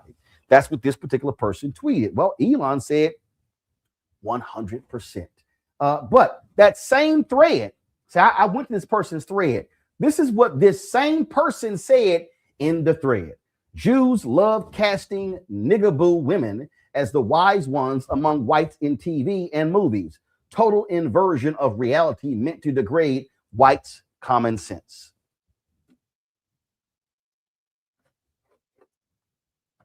Did I not tell y'all this 4 years ago? What did I say? White fear, how the browning of America is making white folks lose their minds. See, here's the deal. This is the reality. And Pat Buchanan actually said this, that absolute racist. He said it 2 or 3 decades ago. And if you read Mitch Landrieu's book, and in fact, I did an interview with Mitch Landrieu. We're going to pull that clip where we talked about it. Mitch Landrieu put in his book, and he said, so Pat Buchanan said that, oh, if they become the majority, they're going to do to us what we did to them. Mitchell Andrew wrote, white people, they're not going to do to us what we did to them because black people have more humanity and they're far more Christian than we are. What you have to understand with this Megyn Kelly move, what Elon is doing, you have to ask, why are they appealing so hardcore to whiteness? Well, that's what Trump did the moment he descended those escalators. He was pressing the buttons of whiteness. He was understanding white fear. And so let's blame blacks. Let's blame Latinos. Let's blame these African immigrants. Oh my God, let's blame the Jews. Let's blame all these people, because this is what the Republican Party needs. And this is why Megyn Kelly is saying this about Nick Fuentes. This is why Tucker Carlson sat down with him. This is why the head of the Heritage Foundation, the people behind Project 2025, embracing Nick Fuentes, because Nick Fuentes appeals to young white men. These are the young white men who feel discarded. These are the young white men who feel that DEI has took their place in society. And so they know that if they want to be able to win in the future, they've got to have young white men who are racially polarized to keep voting their way. That's what's going on. And so you get young white men, you get white women, and you get them voting at higher rates. And if white people are voting at higher rates, and black people are voting at lower rates, and Latinos are voting at lower rates, and then now you've got voter suppression, all these things going in, they say if fewer people vote, then we know we can win. But this is not new. This has long been their strategy. Because folks, if you understand history, and we've discussed this on the show before, that was a point when the Southern Baptist Convention did not oppose abortion. In fact, they passed a resolution that was pro-choice. But see, they were appealing to racism to get those Southern evangelicals to vote against their own interests and vote against black people. But then all of a sudden, damn, the Jim Crow thing really wasn't working as well as it was. And so that's when they flipped Paul Weyrich. They flipped to, let's make abortion the issue. But the undercurrent of these Southern evangelicals is still racism. So whiteness has always prevailed. So when Megyn Kelly goes, oh, we don't do like those leftists and look at people. Yes, you do. Oh, yes, you do. Y'all look at color. Y'all look at gender. And Megyn, you a liar. And Tucker, you a liar as well. Yes, y'all do. Because you know who gave us the goods? Lee Atwater. Remember when those audio tapes were revealed and Lee Atwater said, yeah, we can't use the N-word. We can't use those things like we used to. So we can use other phrases that say the exact same thing and appeal to our voters in the same way. We just can't say nigger. We just can't say colored. We don't have the separate water fountains. Oh, but there are phrases we can use, such as, this is not Lee Atwater, but this is essentially Lee Atwater 2.0. If we just say woke, if we say CRT, if we say DEI, same meaning, same goal, different words. So it's no shock that we're seeing what we're seeing. And we're seeing the racists being who they are. Stephen Miller, white supremacist. I don't care what his wife says. He's a nutcase too. It's about race. And what I've been telling y'all, they want to defund Black America. They want to go after everything. So when you have one of these truly confused Negroes walking around in a MAGA hat, trumpeting Trump, do understand we've always had confused Negroes. Remember, we had folks on plantations who told massa when Black folks were trying to run away. We had Black people who were informing and snitching on Black people to the FBI and COINTELPRO. We've always had Negroes like that, and it still exists. But you know what happens? They all get their Negro wake-up call. Ask Vivek Ramaswamy. Oh, he's gotten his brown skin wake-up call with the racism he's endured running for governor of Ohio. And speaking, who wants to take him out? Who literally said, let's support the white Democratic candidate over Ramaswamy? Nick Fuentes. See, even the Republican Party's coloreds get their colored wake-up call. Let's go to my panel. Greg, I'll start with you.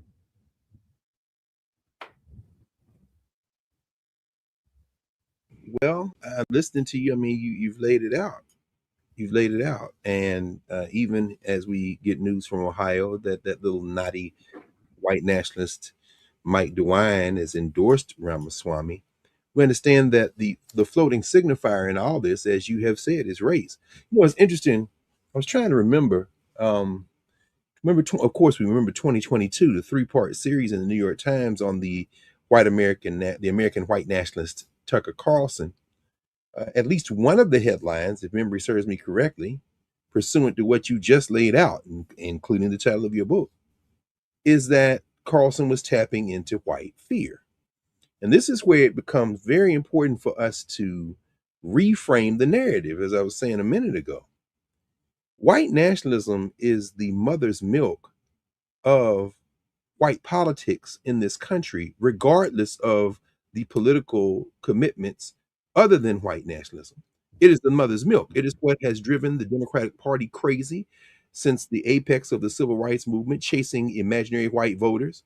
It is what has hamstrung the commercial mass news entertainment media. Instead of saying white, they have to say blue collar. Instead of white, they have to say working class. Instead of white, they say conservative. No, it's all whiteness. So when you hear Megyn Kelly, a white nationalist, referring and in conversation with Tucker Carlson, a white nationalist, that isn't surprising. And of course, as you said, the great replacement theory, you hear that as well. But when you hear Jesse Ventura, oh, my friends, when you hear Jesse Ventura, who came to prominence and in many ways foreshadowed Donald Trump as a clown becoming a chief executive officer, you could say whether it was Ventura or his wrestling buddy Schwarzenegger, either way. But when you hear Jesse Ventura say, maybe I'll run for a third term, we're a third world country. Hold on, dude. You said those things in the same phrase. What does that mean? You're still trying to tap into the imagery of the threat of the rising tide of color, even as folks might say in this moment, you're against Trump, like you were against the Confederate flag and maybe the Redskins nickname, but you want the votes of those white nationalists. Finally, the solution to this isn't continuing to use the same language. As Malcolm X said, you're speaking a language they don't understand. You've got to frame this, and ironically, or maybe it's an ancestral intervention. When you see Renee Good lose her life, you got to frame this as good versus evil. And if you go to war and a tear happens to fall out of your eye while you're swinging your sword like Congresswoman Crockett, fine. But there should be no tears when you are combating evil. This is good versus evil. And anybody who taps into whiteness as the mother's milk of your politics, I don't care what your other politics are, you're somebody who has to be fed, at best fed out of a long handled spoon. At worst, you must be politically destroyed. And that's where we have to be today. Noah. I want to talk to the Christians tonight. And but let me start here, Greg, about Crockett's tears. I am one of these women. I don't cry a lot. But if I do, it's usually out of frustration, and probably I'm using it as a device so I won't get up out of my chair and come and do you some physical harm. I didn't see her tears as kind of like a weak thing for her to do, or that she was crying for something, more than I saw it as her protecting her kind of like emotionality. You know what I mean? That's what I got from that. So thinking about her level of emotionality, I get upset when these folks invoke Christianity, because any version of Christianity that I know, and when I say I know from Greek to New English to the modern Bible, I'm not talking about, picking up your little pocket Bible and you read a few Proverbs. That's not what I'm talking about here.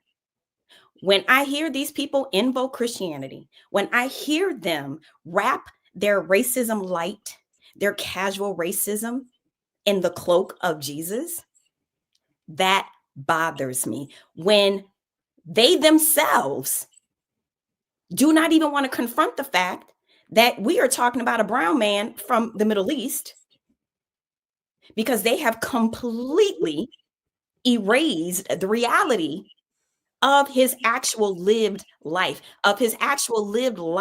that was dedicated to the poor. Let's not forget that. That is what Reverend Barbara always reminds us of. So every single time when I hear one of these racists wrap this in a Christian cloth, I get angry. I get offended, and every single Christian should. Kristi.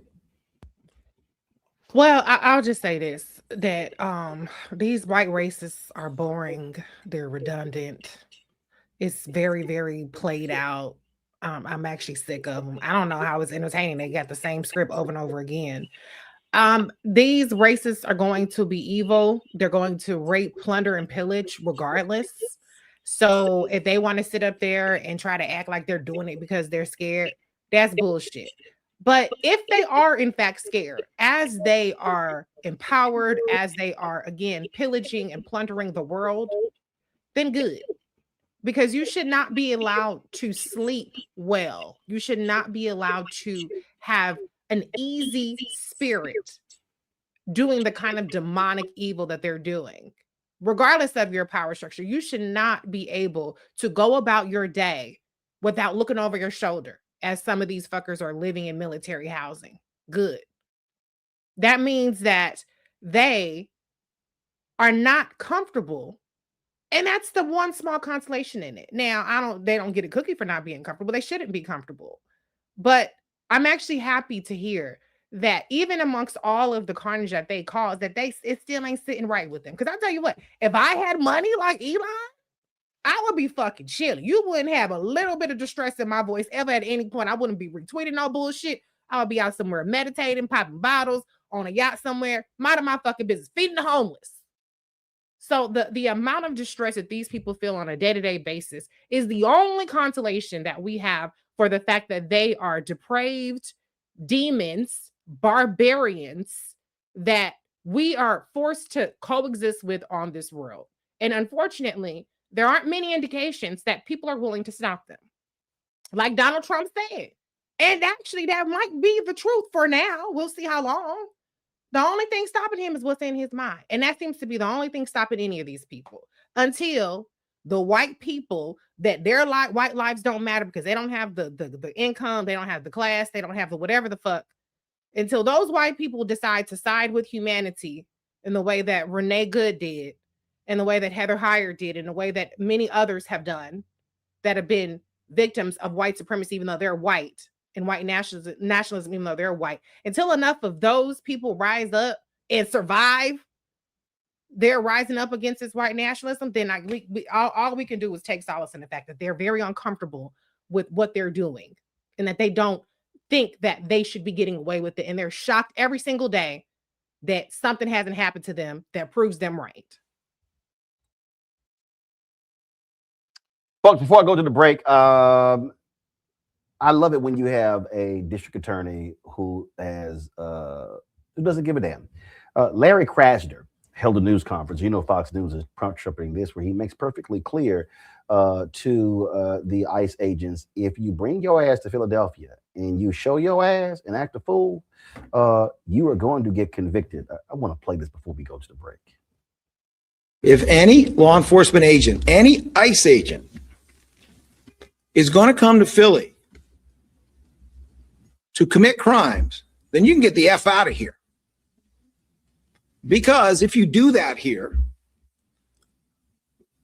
I will charge you with those crimes. You will be arrested. You will stand trial. You will be convicted, whether it's in state or federal court. It's my office prosecuting it. That's how the law works. And you will do your time because Donald Trump cannot pardon you for a state court conviction. Do you hear me, ICE agents? Do you hear me, National Guard? Do you hear me, military? You're going to jail if you commit crimes in the city of Philadelphia. You will be accountable. The law applies to all of you. And I know that there are honest, decent, moral law enforcement officers out there by the bushel, including in ICE. This is not for you. This is for any one of your colleagues who thinks they are above the law. The shorter version of that is FAFO. That's my adopted hometown right there, baby. But let's be clear. It's a lot of rogue ass cops who are on the city forces too, who are with these cats. So Krasner is walking on razor's edge, particularly in a city like Philadelphia, where the ghost of the funky double racist Frank Rizzo still wafts through the air of South Philadelphia. And so, but Roland and Reese and Nola, that's what you have to say. Period. That white boy right there that killed Renee Nicole Good, that white boy, Jonathan Ross, his ass should have been wrestled to the ground and handcuffed by the Minneapolis police. And until that happens, that's where we are. Well, yeah, I mean, we have a constitutional crisis already, so set it up. Let's go. They are coming to democratically led cities, pulling the puck cards of these democratic led cities, states. Use your jurisdiction. Colorado, remember how they removed Donald Trump from the ballot and took a Supreme Court to put his ass back on? That's right. Let's have this battle now. We talk the fucking midterms.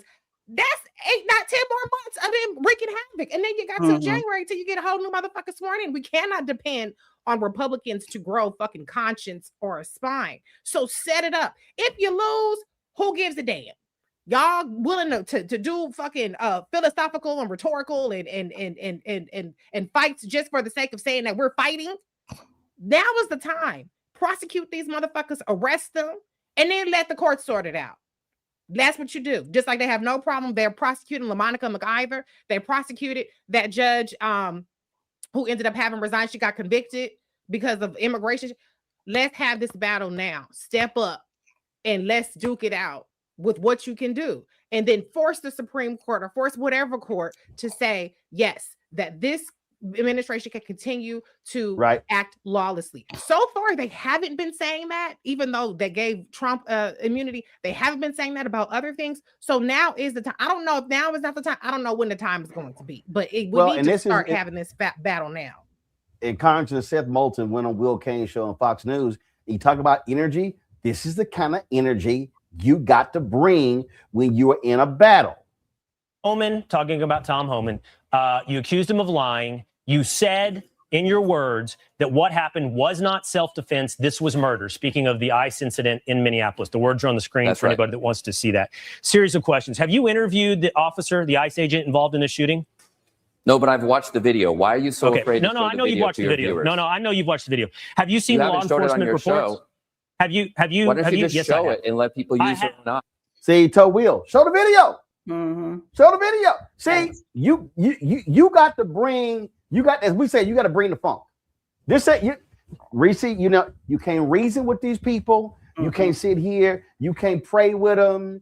You can't find common ground. No, you got to rain holy hell on that ass every single chance you can get. That's what you got to do. As simple as that. I got to go to a quick break. Reese, I know you got to go. I appreciate you being on today's show. Y'all listen to Reese every Saturday on Sirius XM Radio. We come back, our Shop Blackstar Network Marketplace segment. And then, of course, we got a headlines with Brittany Noble. You're watching Roland Martin Unfiltered on the Blackstar Network.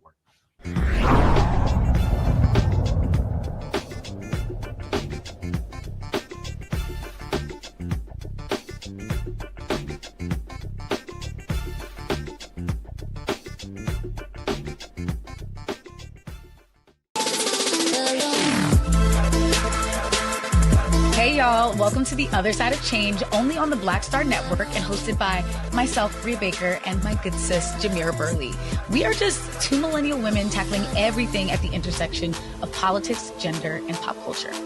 And we don't just settle for commentary. This is about solution-driven dialogue to get us to the world as it could be and not just as it is. Watch us on the Blackstar Network, so tune in to The Other Side of Change.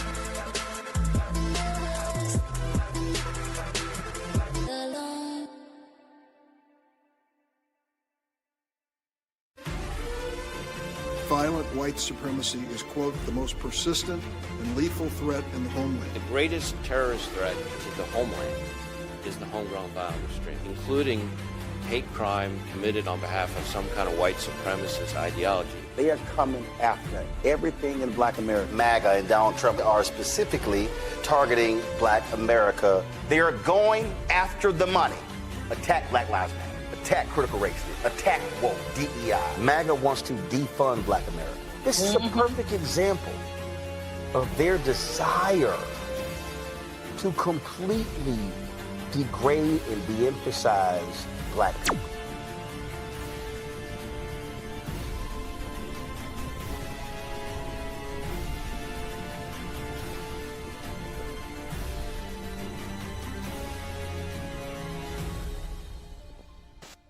What's up? It's your girl, Tamika D. Mallory, and you are watching the Black Star Network.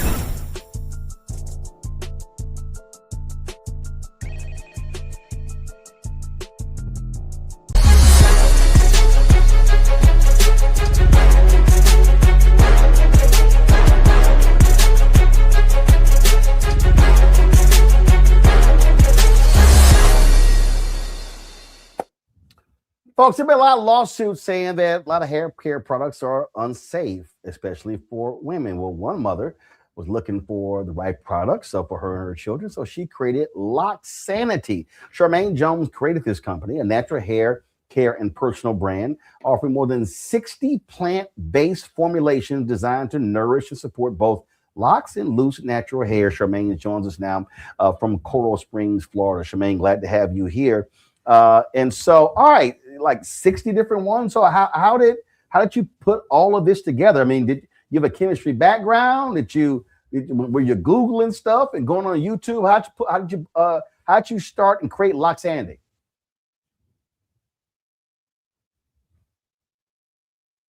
I can't hear you. Is she muted?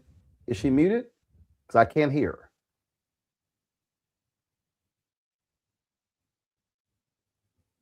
Keenan, let me know. Yeah, I think you're muted. Can you hear me now? Yeah, now we got you. Go ahead. Thank you for having me, Roland. First and foremost, I don't know if you remember, but I had an opportunity to meet you at the Hope Conference a couple years ago. And so I'm glad that, things have come full circle and I'm here to spend some time with you today. Cool. I'm sorry, go ahead. No, I said cool. Go ahead. All right. So as far as how I came up with the Loxanity, it was really, really quite an adventure that I went on. I actually came from corporate America. I spent about 25 years working in a variety of different industries in corporate America, everything from manufacturing to software. And so the question that you asked, how does someone end up, making lock hair care products? It's a combination of the background that I had, but it really comes down to when I have 3 children, 2 girls and a boy. And when my oldest daughter hit, middle school and, she's going through the time where she's trying to figure out who she is and, what her definition of beauty is. And at the time I was working in corporate America, high level position, and I wore my hair very, very straight, similar to what it is now, but it was not in its natural state. It was permed hair. And so every single day, Alicia would see me get dressed and, I'd put on my best Kamala Harris suit. And, I would, lay my hair down and everything and just look very, very corporate and very, very polished in her eyes. And so she started to aspire to that beauty standard. And I remember one day, middle school, she came home one day and she said, I want my hair to be straight like yours. And when I say, Roland, that just absolutely broke my heart, because here I am trying to teach this beautiful, beautiful girl about how beautiful she is, about how beautiful her kinks and her curls and, her afro and her afro puffs and her loose natural, how all of this is beautiful. And she was seeing me every single day, getting dressed, straightening my hair, putting on my suit. She was seeing that as the beauty standard. And so it was at that point, I decided, you know what, I'm going to start living in the truth that I'm preaching. And I converted over to my loose natural and eventually into locks. Now, when I got locks, that's when it really started to become fun, because at the time, this was back in 2017, I could not find good, natural, plant-based products. And so I did what most Black women will do when you're trying to find something, you problem solve. And so I started making my own products in my kitchen at nights and weekends. And, fast forward, I got a few products that were working really, really well. And, I'm talking to my husband about the challenges and, how come no one has ever, come up with this? And how come there's none of these products available? And, we decided, you know what? Well, maybe the world's waiting on you. Maybe you're the reason, you're the one that everything has been waiting for. And so I started working with an organic chemist to formalize my ingredients, my formulas, and just come up with some amazing products. And every single one of these products that you do see they came out of a need. They came out of a need that I had. They came out of a need that friends had, that family members had, and everything has just all been a labor of love, something that I created for myself, for my family, for my loved ones. Wow, that's cool there. And you started when? 2017 is when we started. 2017. So now you're in your 9th year, and how has it grown? Oh, it's grown exponentially. So at the time when I first started the company, I did mention I was working in corporate America. And at the time I was working with an e-commerce company, and I was working full time, very demanding job. I was in director level position. So I was in charge of their warehousing, their customer care, just had a huge umbrella. And so I was working 80 hours a week, and then I would come home on nights, weekends, holidays, anytime that I had a free moment, I would work on Loxanity. Fast forward a couple years, the company started to hit a little bit of a rough patch. And being that I was one of those folks that was well paid, they said, you know what, Charmaine, we're going to part ways with you. And that's when things really took off, because I was able to take my 25 years of experience in manufacturing and software and IT, and I was then able to pour all of it into this little baby that I had created, Loxanity. Wow, that's cool there. Let's questions from my panel. Nola, what you got? Hey, so thank you. Where are the products? Okay, I'm assuming that they're in, you can buy them online, but yes, no, stores, you can buy the products are available at shopblackstarnetwork.com, Nola. This is the shop. I'm gonna be nice. It's a new year. Nola, this I wasn't done with my question. Nola, this is the shopblackstarnetwork.com segment. Thank you. So the products are available at shopblackstarnetwork.com. Thank you, Roland. Thank you. In addition, are your products available in a brick and mortar store somewhere? In addition to being able to get them here, you are able to, of course, get them in some of the more traditional e-commerce options, of course, also our website. And we do have quite a few beauty supply store, also locticians that do carry our products in brick and mortar stores across the country. About 2 years ago, we had been accepted to be inside of Walmart, and then the current administration happened, and they got rid of DEI, and we were chopped. We were left on red, no responses, no emails, nothing else. And you know what? I think it's for the best, because now we've been able to really look at a lot of different options. And one of our favorite folks to work with are the mom and pops, the Black-owned mom and pops, because we try to give them the same margins that they would have gotten had we sold to Walmart. And so they're able to really push our stuff, make an amazing profit on all of our products, and we're getting good quality products into the hands of our people. And so it's a complete win-win for us. And so for the folks watching, Nola as well, that when you buy Loxanity from shopblackstarnetwork.com, you're supporting them, but you're also supporting the show as well. Greg. Thank you, Roland, and Nola as well. And Sister James, it's always a delight in this segment to see Black-owned businesses that are serving our people, not only providing products we want, but products we need. And this, again, Loxanity is another one in that string, in that chain. Along the lines of what Nola has just asked, and what you just said, in fact, because of your background and your experience dealing with systems and understanding systems, how important is it to have that critical mass of Black institutions and Black networks? I'll tell you why I asked you that question. The other day I was in the mall. I went over there to pick up some shoes, and I walked past the beauty supply store, and I said, I haven't had the occasion of going to a beauty supply store. I don't even remember the last time. It's probably been decades. But I went in there just to look, and I'm like, wow. Now, clearly, we don't own the supply network, the chain.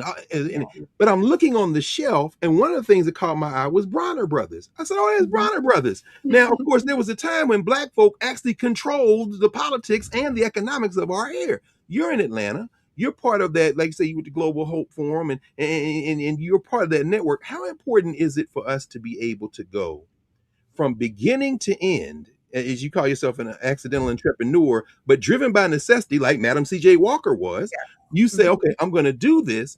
But then when I looked on your website, I'm looking around, I see this supply chain blooming, and you're literally connecting with Black folk. And it just makes me happy, because, and this maybe is why I say one other thing about this, and please just, anywhere you want to talk about this, please do. You know, a lot of my students at Howard now, I see them even in the conservative school of business with locks. Former students used to go to Hampton and say, you got to cut your locks. Now they can wear the baby locks.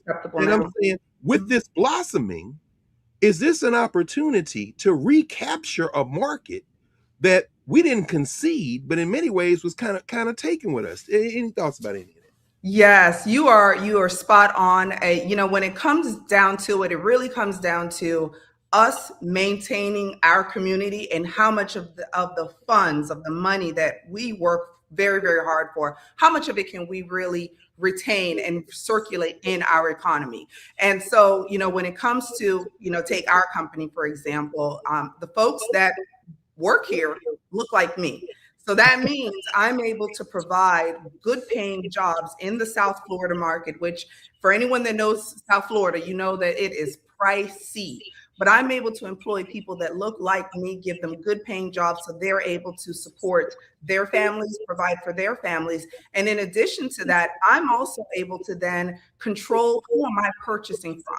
So for my raw ingredients, first and foremost, I'm looking for Black-owned, minority-owned companies whenever I can find them. I'm purchasing from them because I'm now taking my money and I'm putting it into their pots. And then they're then, of course, going to circulate it more in our community. So it all really comes down to how can we keep as much of our money, which everyone knows money is power.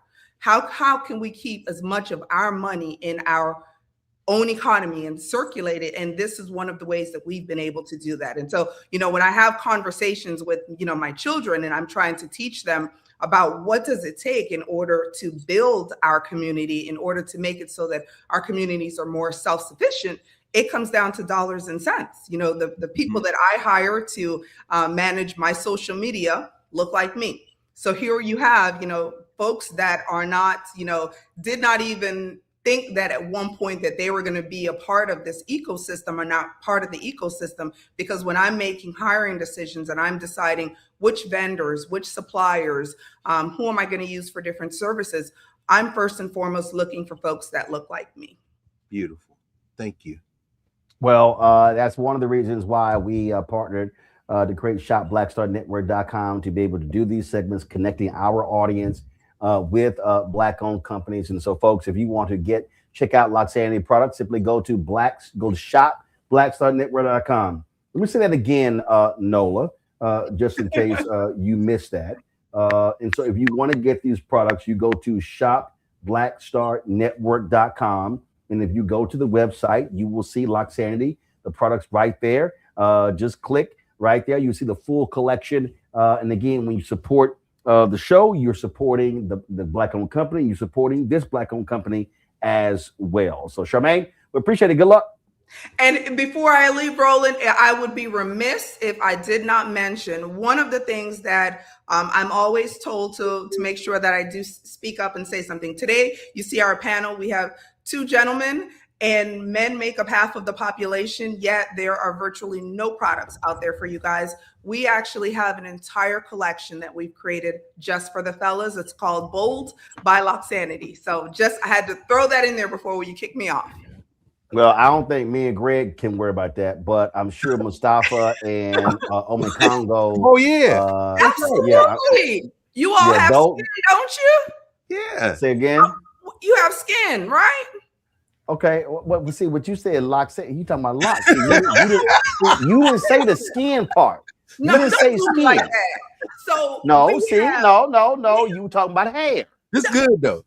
So we have a little bit of everything. So not only for your hair, that's only a part of it. We also have body wash. We also there you go. You have the. You didn't say none of that, Charmaine. And I am going to get in so much trouble with my team. Charmaine, let me help you out, Charmaine. When you're selling, you got to say all of that. The whole setup was talking just about hair. Yeah. Greg, Nola, yep. No, that was it. You are correct. You are. Yeah. I'll get better at this. I'll have to come back the next time so that I can talk about. So you got products for hair. You got products for skin. You got body wash. That's not what I heard, but okay. Yes, we offer products. Nola, all you heard was brick and mortar. That's not what I heard, sis. I'm gonna go ahead and support you. That's not what I heard. You I lying. You know you exactly didn't what even you have to heard. come back and say, "Oh yeah." You lying. Nola, stop trying to dig yourself out. You didn't even have Whatever. to do that. Don't listen to him. I got yes, you. you did. Yes, you did, because I'm looking at the chat right now, Nola. And like you, I see everything.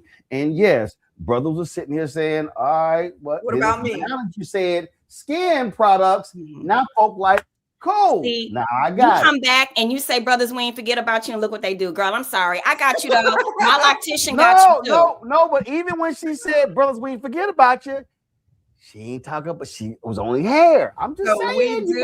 We have you all covered. We have you all covered from head to toe. Even I see you have a beautiful you still got beard. hair. We even have a beard collection. Oh, yeah. And this is only, normally I do not. First of all, I hate wearing my beard.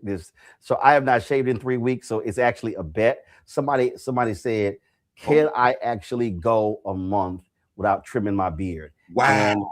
And trust me, it's driving me crazy. I normally prefer, it's driving me crazy. I prefer, like, I'm trying to win the bet, but I prefer to have it trimmed all the way down.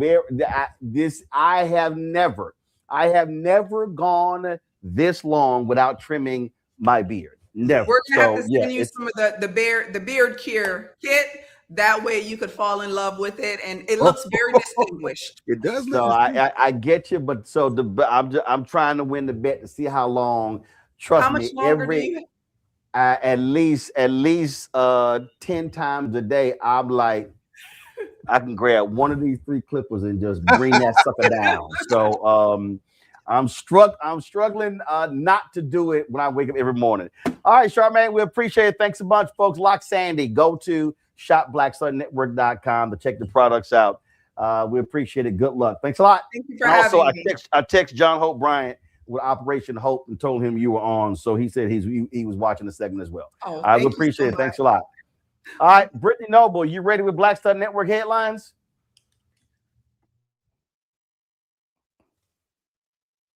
Is Brittany ready? Somebody talk to me. I guess Brittany ain't ready with headlines. Let me go to a break. Ready. All right, I call your name 3 times. I'm here. I mean, I was here for the conversation. I like the beard, but I'm ready for headlines. Wait, y'all sitting here. We're going to go to a break, and then we'll be right back. Black Star Network headlines with Brittany Noble. Fair enough.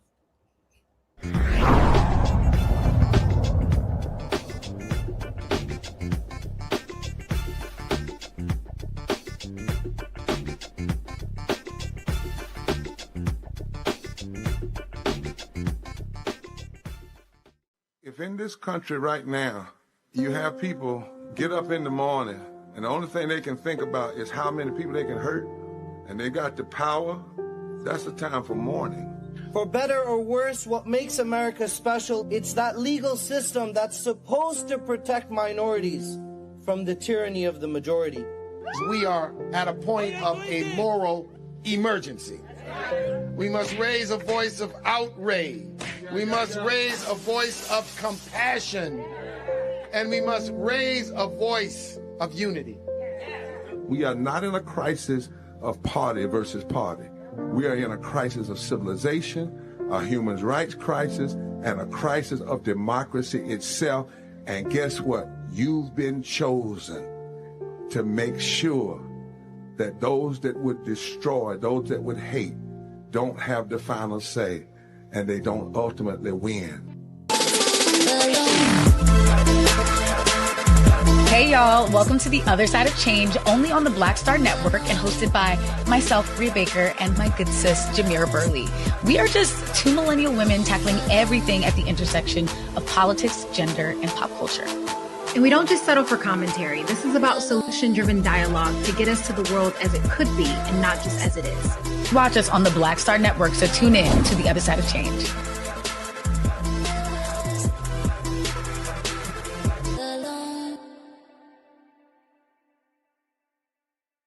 Melanie Campbell, National Coalition on Black Civic Participation and Black Women's Roundtable.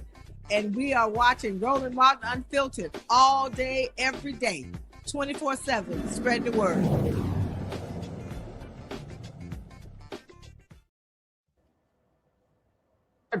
All right, folks, time for Black Star Network headlines with Brittany Noble.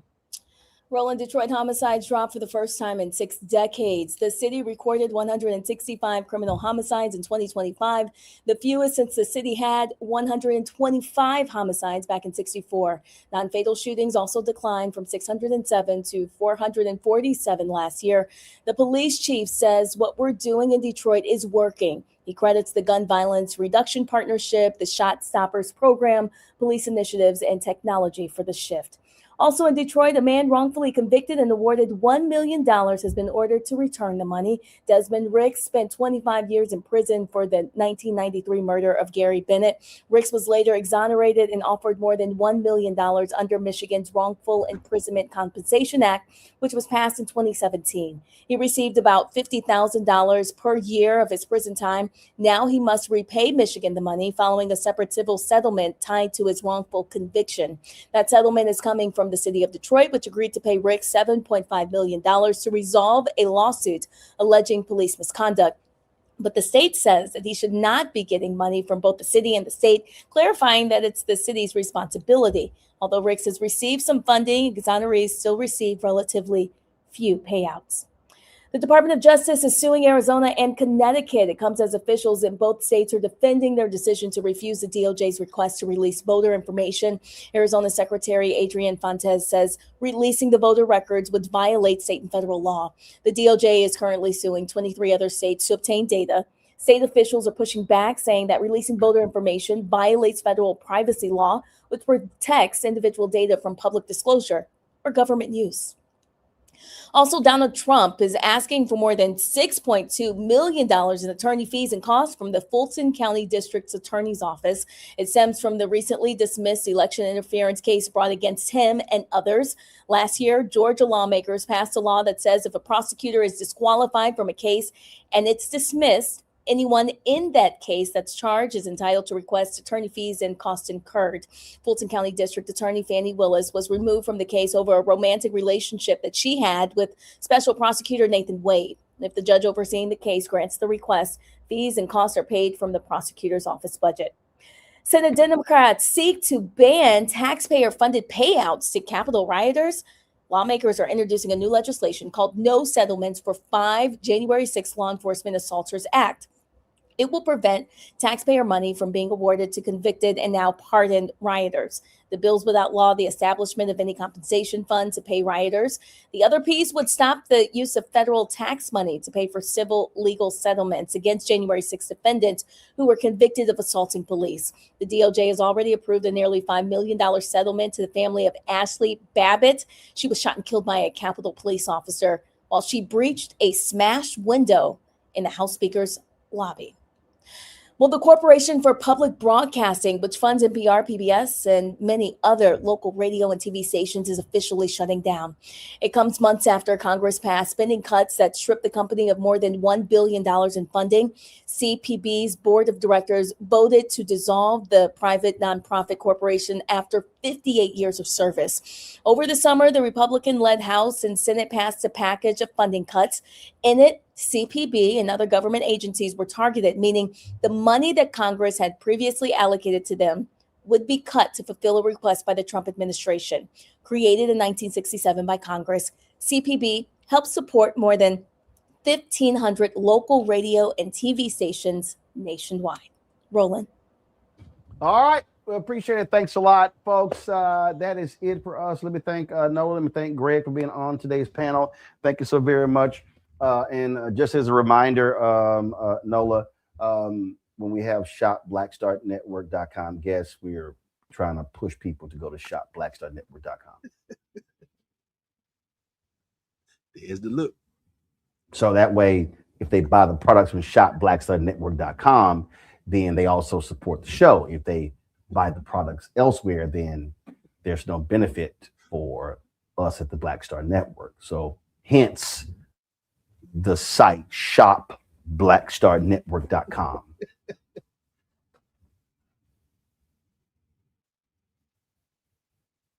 That's why your mic is muted. See, you're talking all that shit. It was muted right there. Actually, you're talking all that. You're talking all that shit, and your damn mic was muted. I'm glad it was, because I'm gonna go ahead with the rest of my day in peace. You were trying to be petty and be shady. I'm being petty. You and stopped the whole show to readdress it. All we saw was this here. Good night. Good That's night, all we boys. saw was red lipstick smacking. That's all we saw. All right. Somebody said, ask Nola about her gumbo. No, because she can't cook. Oh. All right. That's it. Oh. We got to go. Listen. Y'all don't understand how triggering that is for my dead mama. Like, for real. Oh. Like, I'm not playing. Oh. The That's gumbo? triggering as hell. When you gonna bring something to the studio? When I can get in the kitchen and cook gumbo again, Roland. State of the Union. Because that's me and my mama's thing. This isn't just about. You never cooked it by yourself? Yes, Roland. When All is the the State of time. the Union? That's what I'm State of saying. the Union is this month, right? So, so we got State of the Union. Y'all not about to bully me into a sacred thing for me and my mama. What I'm saying, bring somebody to share. I will when I feel like it, not until then.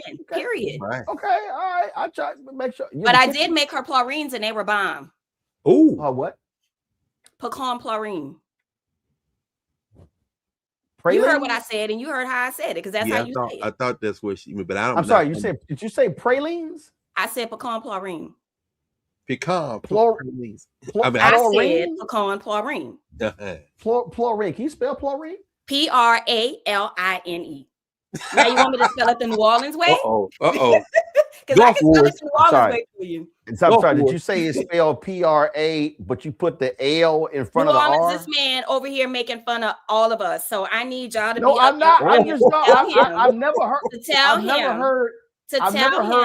that I've never heard plorine. Thank you very much. I'm about to go and eat my plorine. I've heard of chlorine. I never heard of plorine. Oh, okay. Well, listen, I know a lot of people from New Orleans. Yeah. I know a lot of people. One is sitting here, right here. I ain't never heard of plorine. Okay. Well, I want some. I ain't never heard. Well, you just heard it. Okay, all right.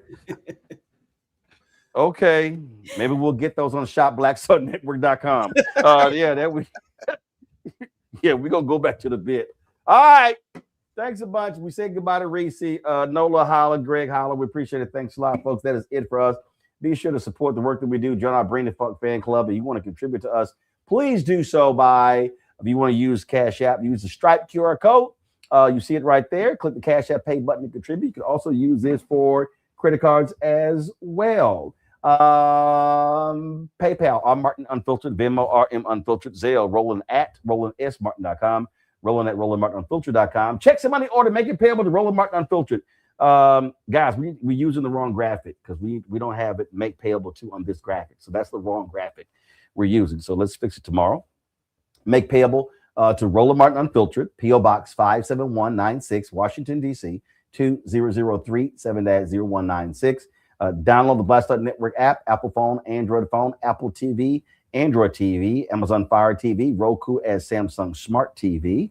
Also, folks, if you want to get our Black Star Network, Roland Martin Unfiltered swag, go to shopblackstarnetwork.com, Nola. Shopblackstarnetwork.com to get our hats, hoodies, and all that good stuff. Also, the Black-owned companies that we support, go to shopblackstarnetwork.com. You can see them there as well. As I said, fan base, about $120,000 left to hit their goal of 17 million in the raise. If you want to, first of all, download the app. So got some great features. But if you want to invest, go to startengine.com/fanbase, startengine.com/fanbase. All right, y'all, that's it. I'll see y'all tomorrow right here, Roland Martin Unfiltered on the Black Star Network.